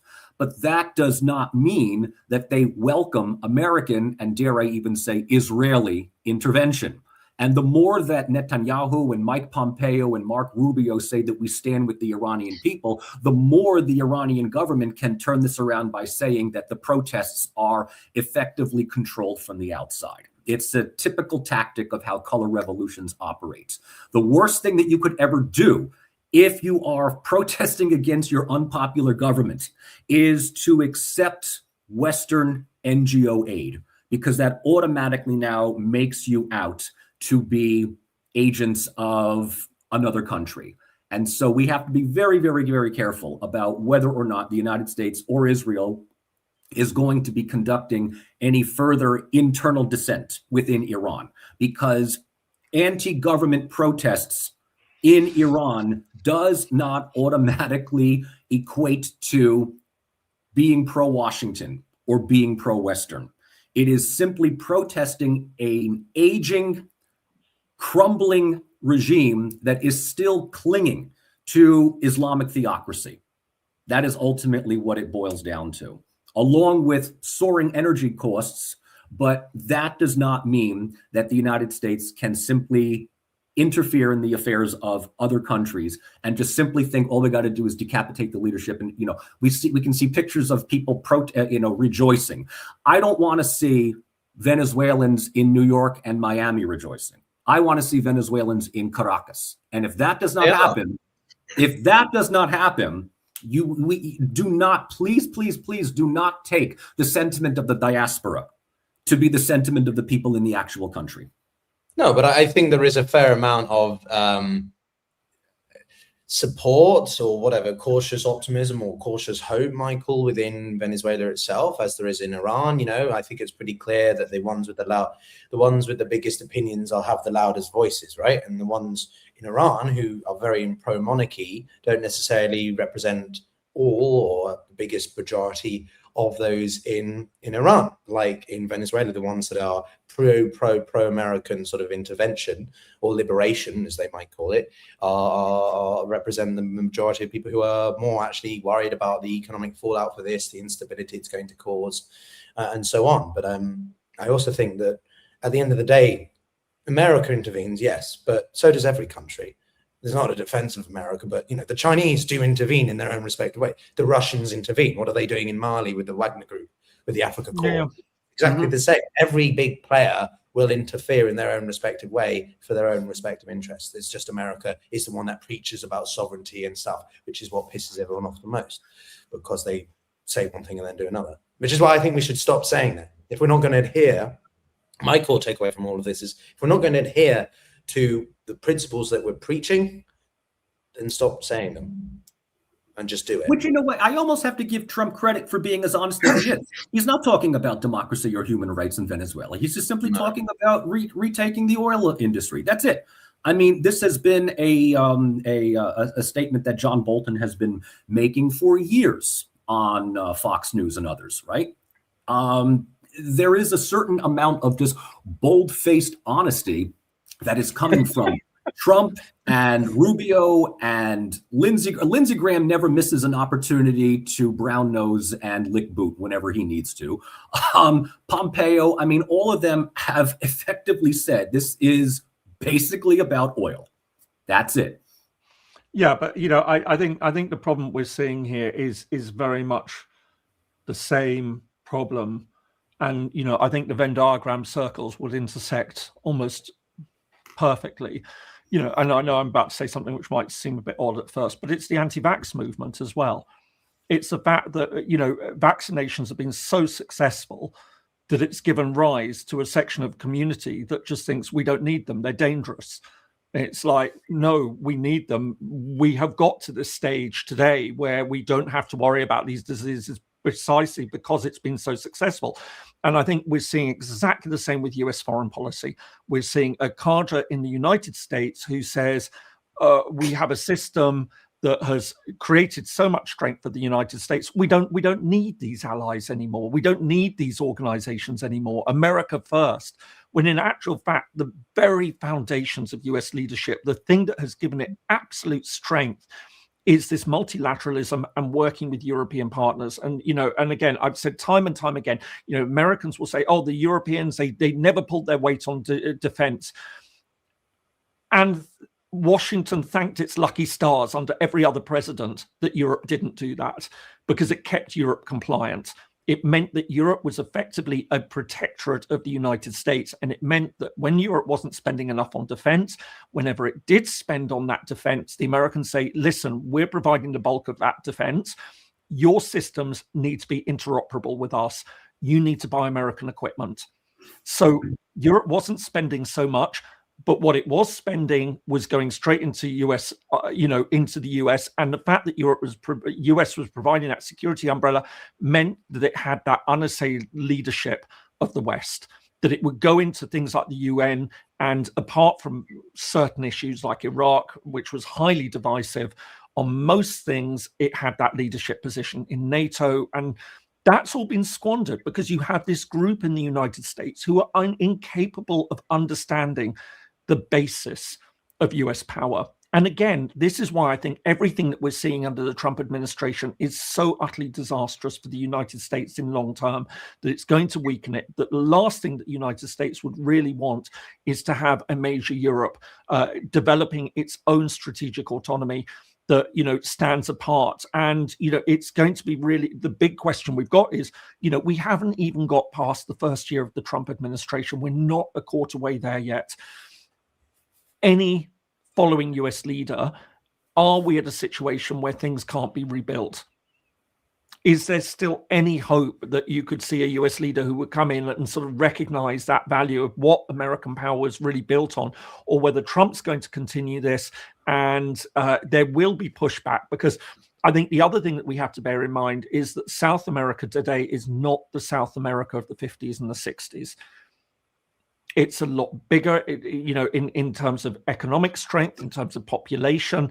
It's got other alternatives. It's not going to be cowed in quite the same way. And I think that this is something that the US is overlooking. So it can do what it did in Venezuela. But again, we come back to the fact, at another time, it would have been far more open in leading a coup and then having somebody there who was going to be avowedly pro-US. Do we know that that is going to be the case in this situation? Well, I think, James, that's why it brings me back to this point about what can Europe leverage to have more relevance or role in Latin America more broadly. And I think that's where the economics of it, if Trump's going to be leveraging exactly military, air force and hard power, even if the US economy is benefiting, but if he's going to be weaponizing so many aspects of it, as we've seen with the dollar ongoing, then Europe can offer itself as a more predictable. I mean, we have seen this. There's been a lot of capital flight from the US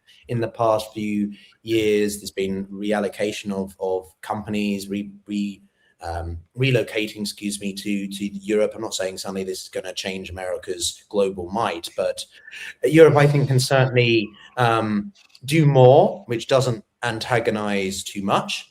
And I think, some economic agreement with South America would be a wise initial step. And then we can talk about other things as we go. More cooperation between African Union and the EU. There are certainly things that can be done there, but the problem with all of this is if it does antagonize the Trump administration too much, what fallout does that lead for others? And ultimately, you get America being so antagonistic that it pushes Europe more and more towards sort of cooperating more with the Chinese, more with the Southern Asian quarters in India and blocks like that. It's incredibly unpredictable right now. I mean, essentially, Piotr, we come down to the fact that it's Europe has got to find a way of tackling its Russia problem, because that really, at the moment, is the clear strategic military concern. But once you've got beyond that, I mean, I could see. I mean, look, I think it's always quite interesting, isn't it? The United States obviously views China as its main threat, whereas Europe views Russia. And I know that we could talk about the partnership between Russia and China, but I think Europe is by and large much more positively disposed towards China. And I suspect that Beijing, is there a clever way that Europe could be dealing with isolating Russia more effectively? and dealing with its problem by going to Beijing and saying, listen, we want to work more closely with you, but we can't, Russia we consider to be a real threat, and you're providing too much support for it. I find that unrealistic though, because how are the Europeans going to isolate Russia when Trump wants to bring Russia back in?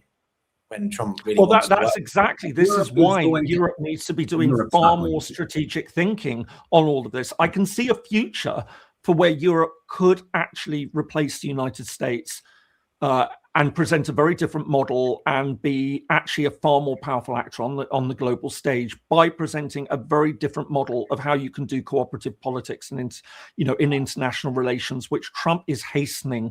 I think that Trump really is weakening US power in all sorts of ways. The trouble is that Europe and other Western countries haven't worked out how to work with that and manage it and step in to replace it, not to become some sort of, follow the American model of power projection, but actually say, as again, sticking for the international rules-based order, saying, listen, we can all benefit from economic development. We can all benefit from a less militaristic approach to international relations and a more economic cooperative model. And we know that this is fundamentally the cornerstone of European development. This isn't just been idealistic. This is what has allowed all these countries of Europe, which have spent hundreds of years fighting each other, to come together and work together by economic interdependence. And that is a very alluring model. And to be able to present to the South Americans, look, why don't we work more closely with you economically? But in order to do that, in actual fact, one thing that comes out quite clearly is that you need things like rules-based order. The success of Europe is based on rules. It's based on the fact that all these different countries now cooperate much more closely with one another, legally, politically, so that that when you invest, if you're a Lithuanian company and you invest in Romania, you have got, there's a framework of laws that works in your favor. And it's doing the same with Africa, and Africa is open to this idea. It's, a lot of countries look to the European Union as a model they want to emulate. ASEAN is doing the same. Europe, I think there is a lot more there. And I think that what we're seeing Trump doing, playing to the Russia-China game, actually, if Europe could get its act together, would present a much more alluring model for the rest of the world. Sure. If we have this podcast in 20 years, you'll still be saying Europe needs to get its act together, James. I love you dearly. I know. I mean, I'm not going to deny that for one moment. I mean, I remember in the 90s, you and I, we're old enough to remember politics in the 1990s. So Piotr, that was not a dig at you, but I think it was more sort of towards viewers who don't remember. But you're absolutely right. In the 1990s, the Americans were complaining about this. They were saying, who do we call them? I like your offerings as well, and I'm not going to get too fixated on the word replace. Europe can't replace America, but they can offer a more constructive, predictable alternative. That's exactly what I mean. It's not replacing America as the hegemon. But the key point about that I have is that this is where I am much more. Look, we can offer a more principled model based on rule of law, but that has to be internally applied. We can't go around anymore preaching about the rule of law and democracy if we're not going to be willing to sanction the US or treat every single country consistently. That is what pisses off a lot of people. Absolutely. Europe absolutely. But what ultimate look, Europe comes across as the world's gated community. Okay, it's the rich sections of London and New York that sit there and talk about what is to be done with the South Bronx in your, artisanal cupcake shop in Soho. What is to be done? I mean, Michael, that I think is an unfair. I think Europe, the amount of aid that Europe gives to the rest of the world, and says, look, we are a garden, we are a gated community, we operate on rules-based order, and the rest of there is Rome, and then there's Barbaria. And until the EU's leaders adopt the strategy, adopt the outlook that you predict, James, they are going to simply be insular. They are simply going to say, we will adopt rules-based order within our own little community of 27, 28, God knows when the next country is going to join the EU is going to happen. And that's it.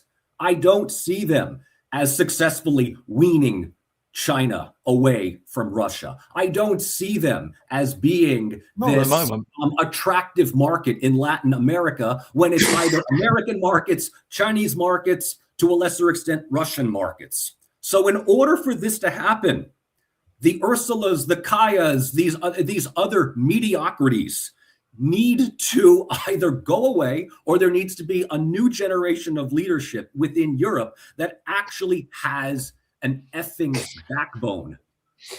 But we come back to the fundamental problem. Anybody in Europe right now that gives you any confidence that they are going to lead Europe into this utopian promised land.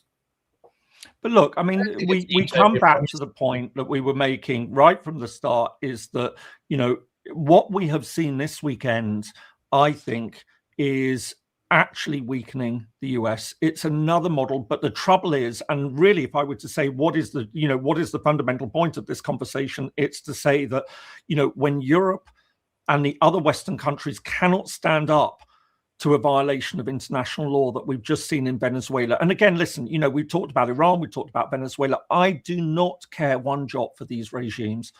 I would love to see them disappear. But the fact of the matter is, when you do it in the way that the United States has just done it, you are just opening the door for that realpolitik of Russia to go into Ukraine and then tell the rest of the world, listen, America just does exactly the same. Why are you getting angry with us? Don't get angry with us. You know, they're just as hypocritical. Just leave us to it. It's our issue, not yours. Don't worry. We'll trade. We'll give you oil at a better price, whatever. This is what I find so disturbing. And this is what really, really worries me about the world that we're living in at the moment. So it's not about defending the Iranian regime or Venezuela. I'm happy to see Maduro gone in that sense, but I'm not happy at the way it was done, because I think it makes us all far, far less secure. And I think the fact that Europe isn't able to stand up to this and make that point and really understand in itself how damaging this is to Europe, that it's actually making Europe less secure as well. And it's cementing that sense that Europe is hypocritical, that it won't stand up. It talks about international law, rules-based order, but when push comes to shove, it won't do anything about it. I agree with both of you. I think that Europe needs to look. I don't think it has to be too complicated. Europe can offer, as you said, James, or inferred, right, can offer a more constructive, predictable alternative to the United States in an economic sense.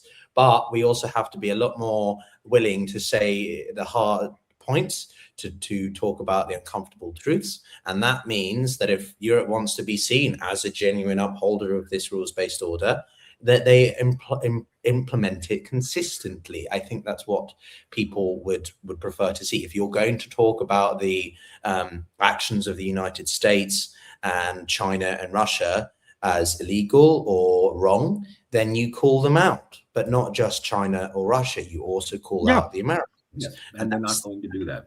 And they're not going to do that unless they pick up their conviction, unless they grow some balls and actually do that. I think the gated community analogy is very well placed. A lot of out of touch, very sort of champagne socialist kind of communities exist across Europe. And we need to be a lot more selfish in certain ways. I think Europe, we have been too busy trying to advocate for human rights and rule of law or other things in other parts of the world, that we haven't prioritized our own issues right now. A lot of Europe, especially some of the Western countries, are facing huge levels of poverty, huge levels of inequality, huge immigration concerns. And, you know, some people argue that this means the right-wing parties are going to come in and then dismantle the EU. Not necessarily, I don't think so.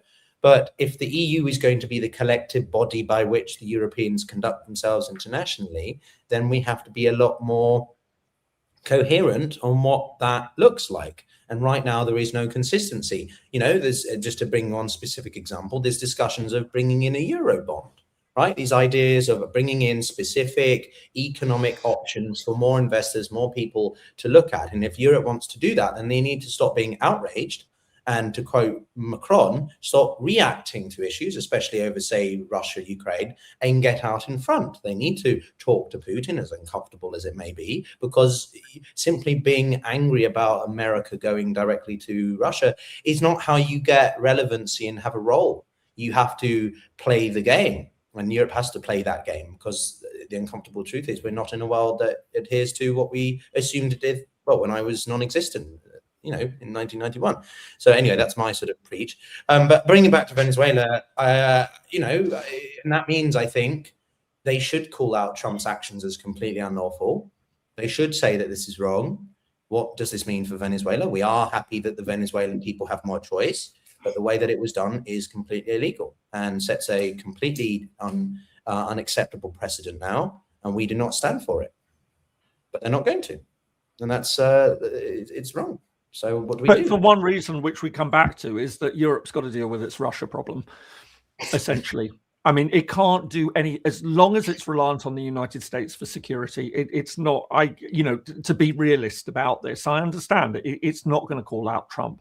It lives in fear because it hasn't been dealing with this sort of US presidency in the past. I mean, to a degree, I think George Bush, but what was really interesting is that over Iraq, the divisions between Europe and the United States were very, very stark indeed. And I think it's very, it is forgotten now that, France and Germany were absolutely livid about what Bush was doing. They called it out. There was real fury about it. And remembering, of course, they had accepted Afghanistan, that they'd said, listen, we accept that Afghanistan, there was a legitimate case to go into Afghanistan, that the Taliban had provided an operations base for Al-Qaeda. It was supporting, this again comes up a lot on my channel. I'm sure it's the same with you guys. All these people saying Afghanistan was illegal. No, it wasn't. I think Afghanistan, by any understanding of the term, was a self-defense. It was a legitimate, legal. It was legal. It wasn't popular necessarily. I think people were much more. Afghanistan was much more accepted. Afghanistan absolutely. Iraq was. There was real anger about Iraq. I'm actually really glad that you brought that up, because I remember leading up to the Second Gulf War, it was France that was the biggest dissenter within the room, and I remember, Dominique de Villepin, who was either France's foreign minister or the UN guy. I forget which one that he was. He was No, de Villepin was the foreign minister. And he was vilified in the United States. He was like public enemy number one. And Germany was number two. But the narrative that came out of this, and this was at the height of I don't know. You remember that movie Team America: World Police? It was the Matt. Oh yeah. Movie. I mean, it's a brilliant, brilliant film. And I mean, just the French were just absolutely eviscerated within, the first few moments of the movie. But that was the general sentiment at the time. And what was it? Freedom fries, wasn't it? How dare you go against what U.S. foreign policy? You're absolutely right about this. Europe had more of a backbone then than they do now. Yeah. They had much more of a back. I mean, this was Donald Rumsfeld saying, okay, forget old Europe. Let's focus on new Europe instead, which is, the former Eastern Bloc countries. Forget France, forget Germany. Forget Spain was pro invasion. And then there was a government change. And then, who was it? Juan Zapatero came in, and he was also widely vilified in the United States. I would love to see that. I would absolutely love to see that at this point. We don't get it. We don't. When I mentioned, give me anybody in Europe that actually gives you some sense of optimism. There was a couple people in the comments section that was saying Macron. Yeah, okay. I mean, this is when you compare with everybody else. Sure, absolutely. But Macron is no Villepin. Macron is no Gerhard Schröder. He's not a Charles. No, forget Charles de Gaulle. I mean, yeah, Macron can't hold a candle against de Gaulle.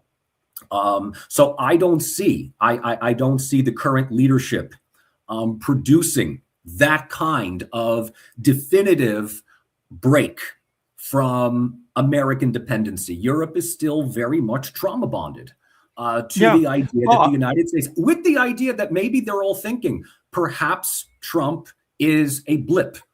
He's just a temporary inconvenience, and which everything will be back to normal again. They are certainly holding out. I think I saw my comments thread that somebody, Mark C 5025, made a very good comment. Europe had a backbone because Bush wasn't aligned with Putin, and I think there was an element of that. You could have those fundamental debates because there was still an understanding that ultimately they were all on the same side. They were pursuing the same goal. And that's, again, where I think that Trump has, fundamentally misunderstood US power. That it comes from having that network of international allies that you don't bully around, you don't kick into. That US leadership was an element of having a strong military, but not a military that it was,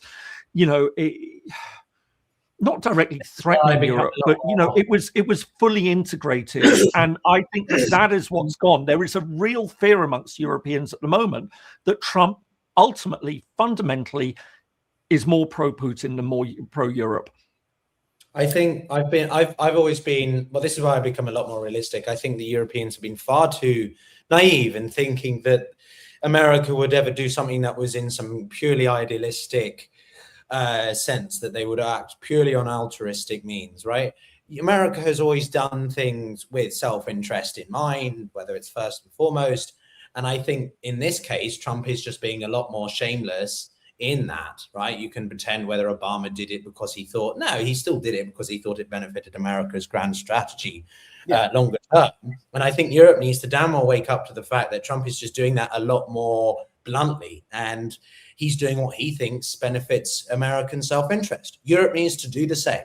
We need to decouple, de-risk, sanction, call out, whatever it is. If that's truly what we stand for, then we need to do it and not stick around sort of hoping that a America led by Gavin Newsom will come around, or Kamala Harris, and somehow mean that the transatlantic relationship is the same as it ever was. Europe needs to wake up to the new realities that even if a more favorable leader does come in, that ultimately the precedent has been shifted. The precedent has changed, and Europe needs to be a lot more self-sufficient, willing to go its own way in what it thinks over domestic international issues, etc. Not just kowtowing to what DC says, because it doesn't work like that. And I'm a lot more cynical on this than other things. I want to believe in that transatlantic relationship, but we've got another 3 years to what James says, and Europe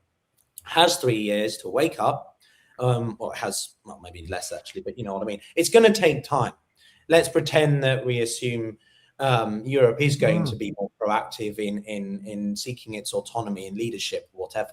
That's not going to happen overnight. It takes time to decouple, to reindustrialize, to build your capacity to manage it on its own. So I don't think you'd see European leaders being so critical of Trump yet, but maybe over time, if they're doing things behind the scenes, that may change. But I mean, this is a lot of speculation.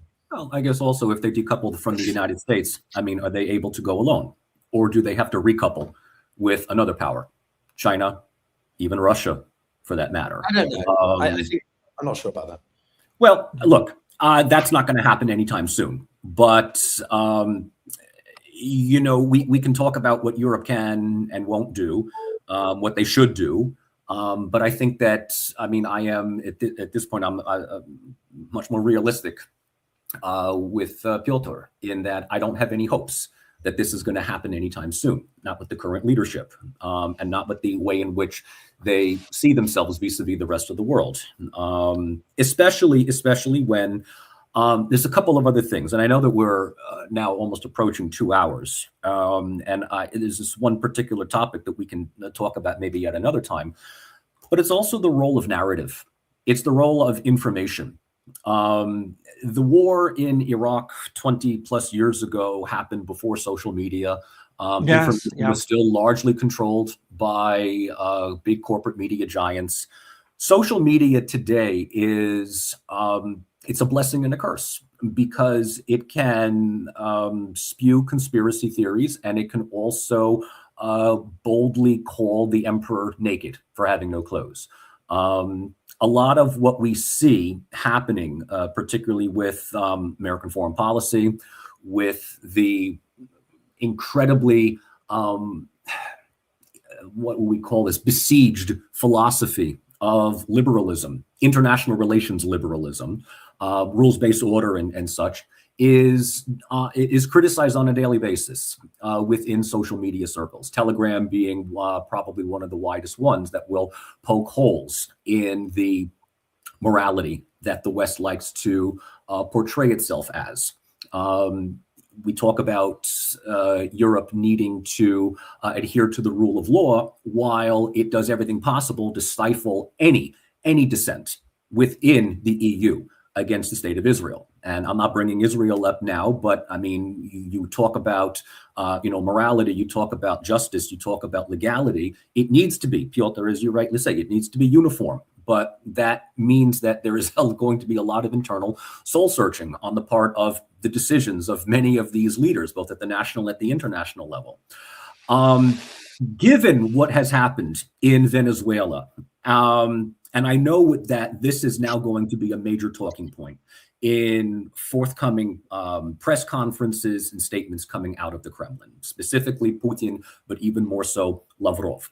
They talk about this stuff all the time. Lavrov has a number of talking points within his narrative that really describes the way in which Russian foreign policy views itself, justifies its actions. And yes, it will, as James, you pointed out, it will use this as a lightning rod to show that the West does not suffer any kind of non-compliant government. And this should be seen as a wake-up call to countries like Iran, Brazil, Colombia, and Cuba to close ranks within BRICS countries, and maybe even talk about BRICS developing some kind of defensive strategy as well.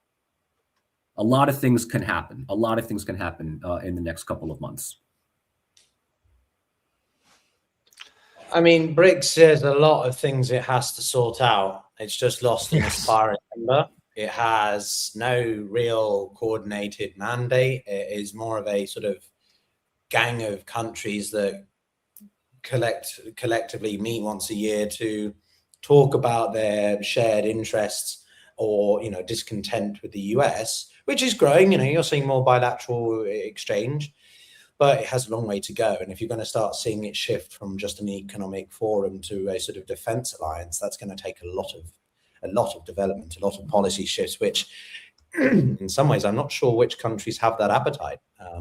The Chinese, are doing things, but it's always covert with the Chinese. They're not very vocal about what they're doing. When they disrupt things with the Filipinos, it's often behind, guise of all sorts of sort of fog of war. When they're talking about Taiwan, it's very subtle. And that's another thing we haven't even talked about, actually. Whilst all this stuff was going on in Iran and other parts of the world, the Chinese were conducting military exercises off Taiwan. Massive. Yes, yeah. Right outside of Taiwan. Yep. We haven't even talked about that.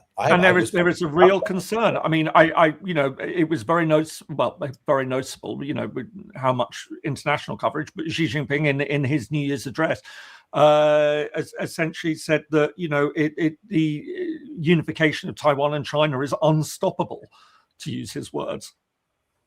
Yeah, and we knew that 2027 is the target that the Chinese have given themselves for their military modernization in order to be able to take Taiwan. I think that there is, that has got to now be a very, very real concern. And it doesn't, again, it doesn't necessarily have to be a full-scale invasion, but we could see a blockade. And what happens then? So I think this is all incredibly it is worrying times, but at the same time I do think that there are a small group of countries which we cede great power status to, and I do genuinely think that Europe can present a different model to that. But, and I keep making this point, it's got to deal with its Russia problem first, because I think that is the security. We can't talk about an international system that works on sort of international law again and things like that. And I don't think it's completely gone. I think, again, I make this point, the vast majority of international interactions are still based on treaties, on international law. And I think most countries want to keep that in place. They don't want to return to a world where, big countries like the United States can just simply rip up the rule book and impose tariffs left, right, and center. To this week, we're going to impose 80% tariffs. Next week, we'll drop it down to 20, but then we'll put it up to 120, completely erratic, going in, seizing their leaders and things like that. I don't think countries want this. I don't think they want this system. Well, that's when I often bring in Africa. From my time living out there, I can say that some of the biggest upholders of the system that we've been accustomed to are African nations. Absolutely. Because they came very much to the realization that, okay, this is the hand we've been dealt. These are the new borderlines that we have.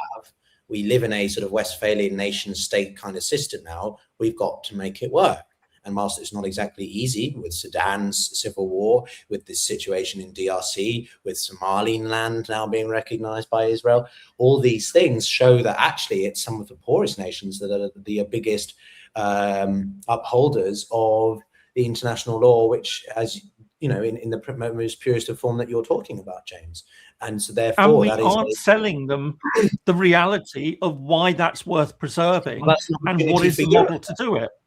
That's an opportunity for Europe, therefore, to work with that, which is the point I've been absolutely making. If there's one takeaway message in all of this, that's it. That Europe can say there are a lot of countries. There's 193 members of the United Nations. Most of them, the vast majority of them, would be happy to live in, where there is a stability. The sovereignty will matter. A lot of them won't want any outside meddling in their internal affairs. But given the choice of a stable international order based on international law, where they know how things work, and there's a degree of security and stability there. That's what they'll take. Again, I think this is all very idealistic, and I think we have to be realistic. I don't know if it is so idealistic. I think, as I say, I think there's receptive audiences out there. But I think the point that you were making about BRICS is very valid. BRICS, I don't take BRICS particularly seriously because I think it's just a coalition of countries that like to complain about the West. But there is very little that ties them together in terms of ideology, in terms of outlook, and again, where is this going in terms of economic cooperation? Economic cooperation relies on an understanding of rules of law, that you want to be sure that when you enter into contracts, that when you enter into system, that there is some arbitration mechanism available there, that these are countries that if you want to invest, if you're an Ethiopian company and you want to invest in Iran, you know that the law is going to be on your side. This is where Europe made the understanding and where it's so successful. None of that exists in the BRICS because the one thing that we know is that autocratic countries do not have that sort of legal system in place because it's very arbitrary. It has to be arbitrary because you need to have that in order to just chuck people in jail at will. So, it actually all does tie in with each other, believe it or not. I think it's a long-term absolutely strive for, but as it stands right now, Europe is not in that position. It has to focus on its own house, right? It has to be much clearer on what it is it wants to achieve, how it wants to achieve it, what its boundaries are, how far it's willing to go before it can then begin to really leverage its advantages, if it has them, to engage African states in that way. The same with Latin America through a free trade agreement or something. Right now, Europe is so inconsistent, and well, we've said it enough, I think. To see this, sure, in some long-term idealistic scenario, yeah, absolutely. But I'm very skeptical of how realistic it is. But Michael, I'm sure you disagree on, or I don't know, you probably might see it differently. I mean, I wouldn't. I guess out of the three of us, I'm the one that probably gives BRICS much more benefit of the doubt than you do. And I could be wrong. I could be wrong. Look, I could be wrong. I don't have any gift of foresight here, but I do know that the number of countries joining BRICS, either as permanent members or as partner members, is growing. And what this implies is that at some point there needs to be some kind of organization. There needs to be more institutional structure. I don't think it'll happen. To just, but you know what? If it doesn't happen a year from now, fine. And if it does, something tells me, I could be wrong, but something tells me that what happened in Venezuela, because we have to remember, this is the original topic was on Venezuela, and we spent almost an hour talking about how awesome Europe could possibly be. I don't know how or why, but we just did. Okay. But this could be a wake-up call to other countries to say that we need more than just simply economic agreements. We need closer geostrategic alliances to prevent the type of Western-imposed regime change. That's why I'm saying American-imposed regime change. American-imposed, that's the thing. And the danger is that Europe gets tied up because it's America, but the West sits by and says, well, we weren't part of this, but we just hope that elections and the rule of, it's like, look, where I'm from, I'm from this little state called New Jersey. The speed limit is 55 on the highway. And the general understanding among the herd mentality is that if everybody goes 85, the cops can't pull us all over. And I think that that's a wonderful thing, So if we all just simply say, well, if everybody drove the speed limit, yeah, we don't. Oh, if everybody just, paid the fare on the subway, and we find new and intricate ways of hopping the turnstiles or opening up the emergency exits. We talk about rules-based order in a world run and dictated by people like Trump, who basically say, I can do what I want. What are you going to do? Come after me. Well, he's actually, I'm just saying. And Europe sits by and just simply says, well, at the end of the day, Maduro was a bad guy anyway. So, loose, I agree with you. It's all fine. I don't know what the BRICS will achieve. I really don't. I can't see. I don't either. But what I do see is that there are a more countries lining up to join it. That's absolutely the point. That again, that was one I made at the start. Was that I think the danger is that the US actions in this are strengthening the BRICS, such as it might be in strengthening in the sense that more countries want to join, which is a greater coalition against the United States ultimately, because that's what the BRICS is really aimed at. Sure. It's not aimed at Europe. And as long as you have a scenario like Venezuela, that ties the narrative. That is absolutely the danger in all of this. But again, I don't know where the BRICS are going to, but every country that wants to sign up with the BRICS is another country that has turned its back on the US. And so US power is weakening in all of this. Yep. I think the US playing the realpolitik game is just utterly, it's doing anything but strengthening US power.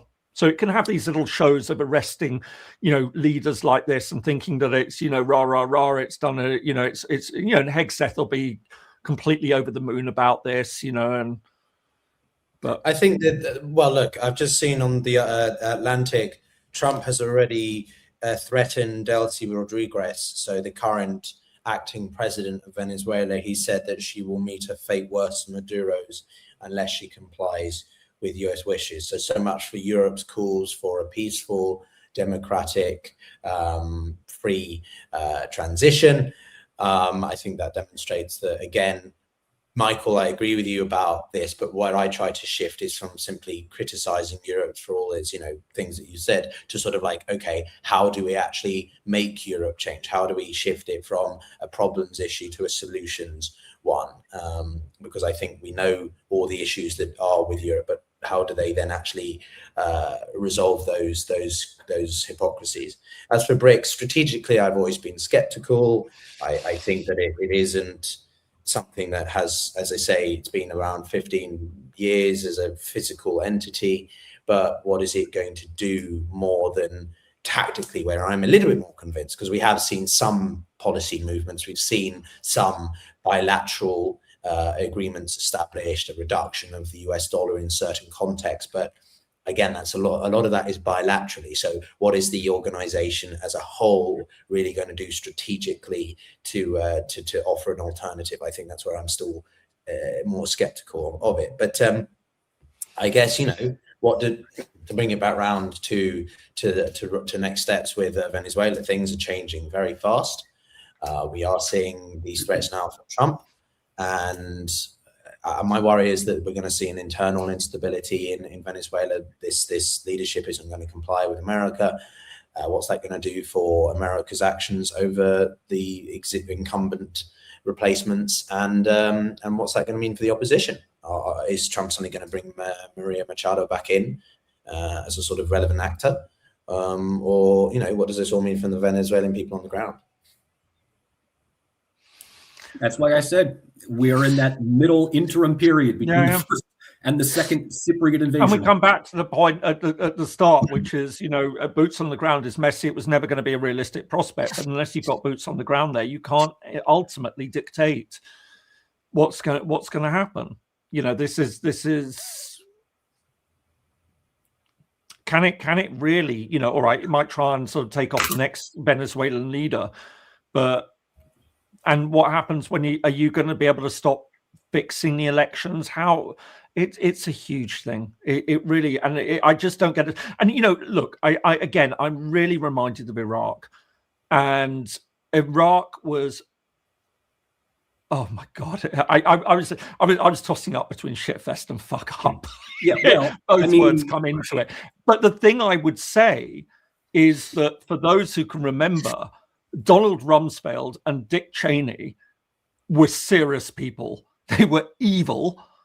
They were really, really evil, but they were serious people.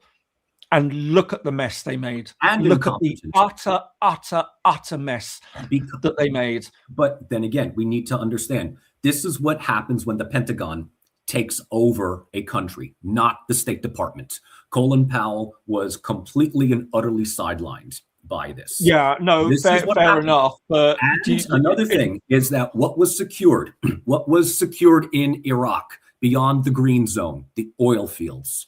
We need to remember this has nothing to do with democracy. This has nothing to do with the rule of law. This has nothing to do with drugs. This has everything to do with seizing a country's vast. Yeah, but Michael, but it's worth bearing in mind. You seize the country, you seize this.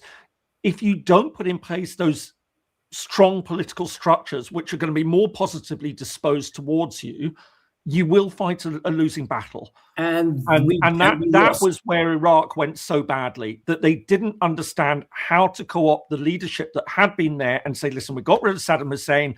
We're going to co-opt the Ba'ath members. We're not going to sack them all and everything. It was a colossal mistake. It Absolutely.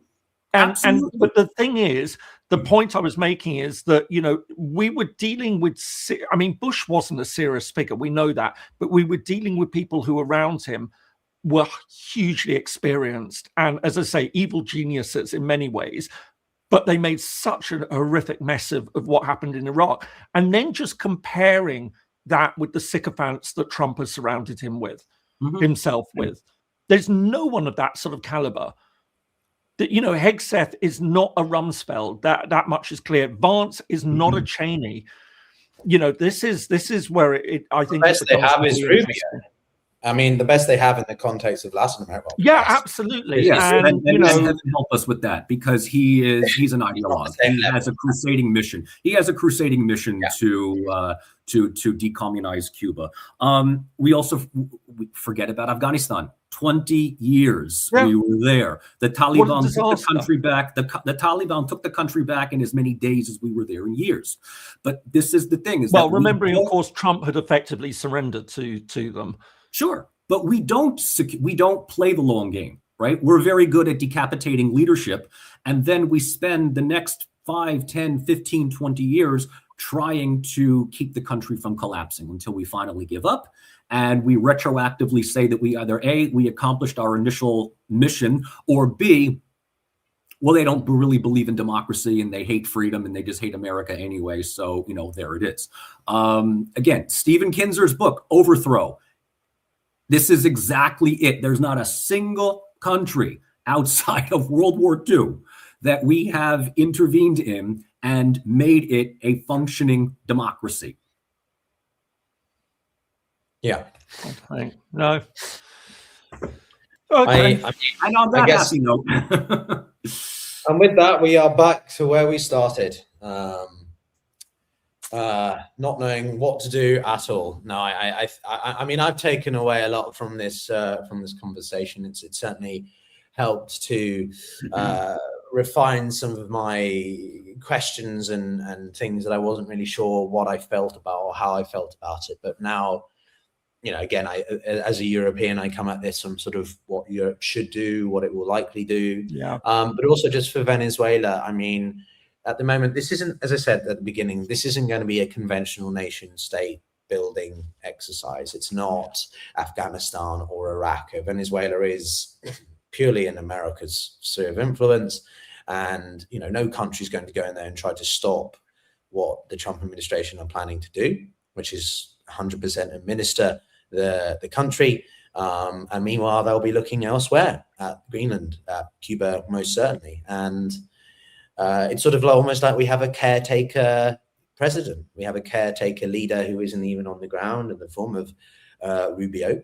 And ultimately, you're going to get a more corporatist Venezuela coming out of this with Chevron managing stuff. You're going to get other companies coming in, perhaps. But ultimately, this also depends on what the internal political struggle is between the opposition, whoever that is right now, and also Trump's continued threats on the remnants of Maduro's government. And then, of course, we could say how is this transported, how is this exported to Iran and other countries in the sights of the Trump administration. And we're all having to just sort of ride the wave of realpolitik versus countries or groups that think we're in a rules-based order, which, well, I don't know if we are anymore. But still, I don't know, gentlemen, if you have closing remarks or anything like that, maybe because we're at 2 hours 10, and I think I think we probably said, well, I mean, we weren't expecting to do this, but it was, I think, you know, all of us yesterday, you know, suddenly seeing this news and thinking this, you know, I would just simply say, I guess at the end that, you know, to my mind, this is the most serious development of the Trump administration on foreign policy, at least. You know, and that's up against stiff competition, because I think that, you know, this really does set a very, very dangerous step. A lot of talk up till now. I think, you know, bombing Iran was obviously an extremely serious move, but that took place within the context of a major conflict taking place between Iran and Israel, where there was a lot of bombing going on anyway. You know, that's not to diminish what happened, all the damage that was being done. But, you know, I think that this really does stand apart in terms of a major step, and also the fact that it does seem to, you know, this is very clearly the most significant move towards a realization of this idea that Trump has of a new Monroe Doctrine for the Western Hemisphere.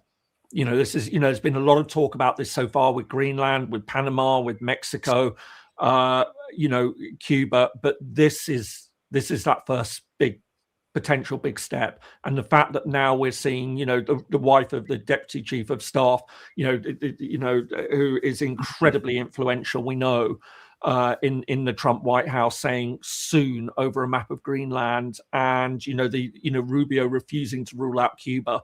You know, I think this is very, very worrying. And the fact that Europe has been so tepid, and that will have sent a message to the Trump administration. Europe's weak; they won't stand up to us. Mm-hmm. And then what happens? What happens if Greenland? I mean, I dread to think the implications of a step in Greenland, or maybe it will absolutely be that damp squib that the Danish will be furious about it. And the rest of Europe will say, oh, you know, but we can't really do anything because we need to keep Trump on side for Ukraine. So you could, you know, in that situation, I could definitely see Denmark withdrawing from NATO. Mm-hmm. Yeah, we need to sacrifice Denmark's territorial integrity in order to uphold Ukraine's. Absolutely. I mean, put nicely. Very much so. I think that. I mean, this was. You all saw Trump's press conference yesterday with Rubio, Hegseth, among others. I mean, in addition to, I mean, this was a display of, you know, just once again, just sort of creating this unified circle of leaders. It is Trump producing a hit list of countries that are on the potential chopping block. Colombia, Cuba, Mexico, perhaps, Greenland, Iran. These are just 5 that now Trump has effectively said to the world, this is what I'm committed to. Now he either has to put up or he has to shut up. And the thing with Trump is that he talks a lot. Does he follow through on any of these? It remains to be seen. We still have 3 more years of Trump's presidency. And that's not to say that it's going to be over after 3 years. He could be succeeded by Vance. He could be succeeded by Rubio. This could be a whole new, ideology coming out of my country. But it is a bold claim to say that the United States is going to do exactly what it wants. It has, at this stage of the game, one key international partner in all of this. Its major strategic partner in the Middle East that is absolutely walking in lockstep. We stop right there because I know where this is going. No, that's the end. That's it. I mean, this is kind of like, welcome to 2026. My takeaways are that simply Trump is, I think, systematically undertaking a gradual dismantling of certain countries that adhere to this anti-US order or who are more seeking this sort of idea of multipolarity. I think it's quite clear since Syria as well that he wants to target any country that has a dissenting view, any government that has a dissenting view of America. And he's going to do whatever it takes to do that. Cuba, I think, is quite possible. I don't think it would happen in the next week or something, but certainly this year you could see some developments around that. Greenland, I think your scenario, James, is very plausible. I think it's very plausible that Europe basically kowtows to Trump's forced acquisition of Greenland. But ultimately, I think it may be in a few years, depending. I think it also depends heavily whether Europe decides to hold out for a more favorable leadership, or whether in the 29 election or whenever it was, that we sort of see Vance running against Gavin Newsom. Is that going to be the ticket? Let's say then we get Vance. That's a scary thought because he's in some ways even worse than Trump. But let's say that Gavin Newsom or someone more favorable, more conventional towards what Europe thinks of America wins.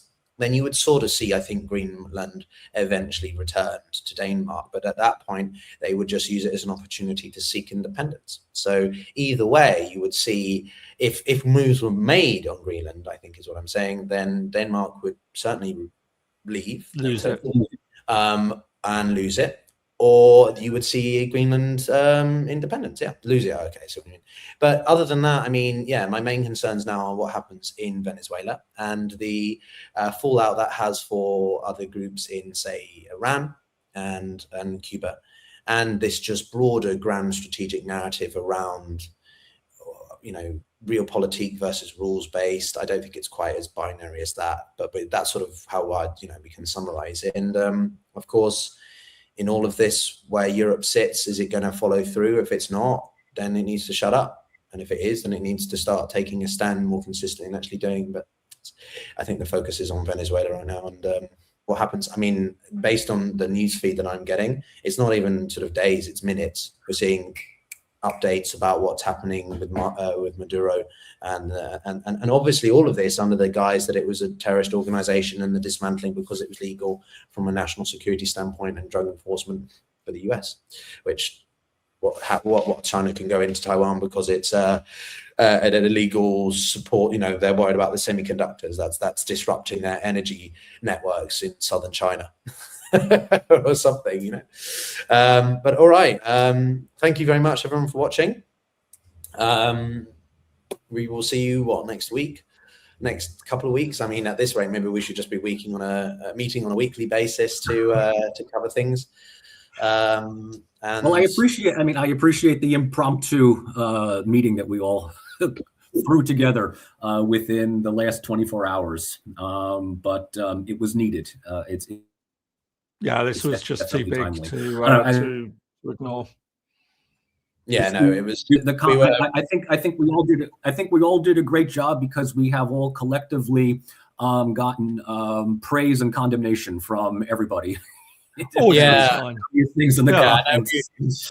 we talked over each other a bit, but I think it's more about the highly charged nature of what we're talking about, and we all want to sort of just jump in with what we think, oh shit, it's going to happen, and then it gets a bit carried away. So apologies for my interjections at the beginning there if it was a bit hot-headed, but I think it's just we're all scrambling to make sense of what is going on and who's right or who's wrong and what should best happen and what's more likely to happen. But with that, everyone, do check out these gentlemen's channels. They are amazing. Do follow us on other platforms if you like to use them. And don't do Twitter, X. Don't, please. Sorry, I know that you've stuck with it, but hey, it's still in the rules-based order or realpolitik. X is still the place where announcements. It's realpolitik. It's not rules-based order. Given everything that's come out about Twitter X in the past couple of days. Oh, right. Well, yeah. All right, gentlemen. Yeah. All right, everyone. Thank you very much for watching. We shall see you on the other side. Stay Bye safe. there all. Thank you very much.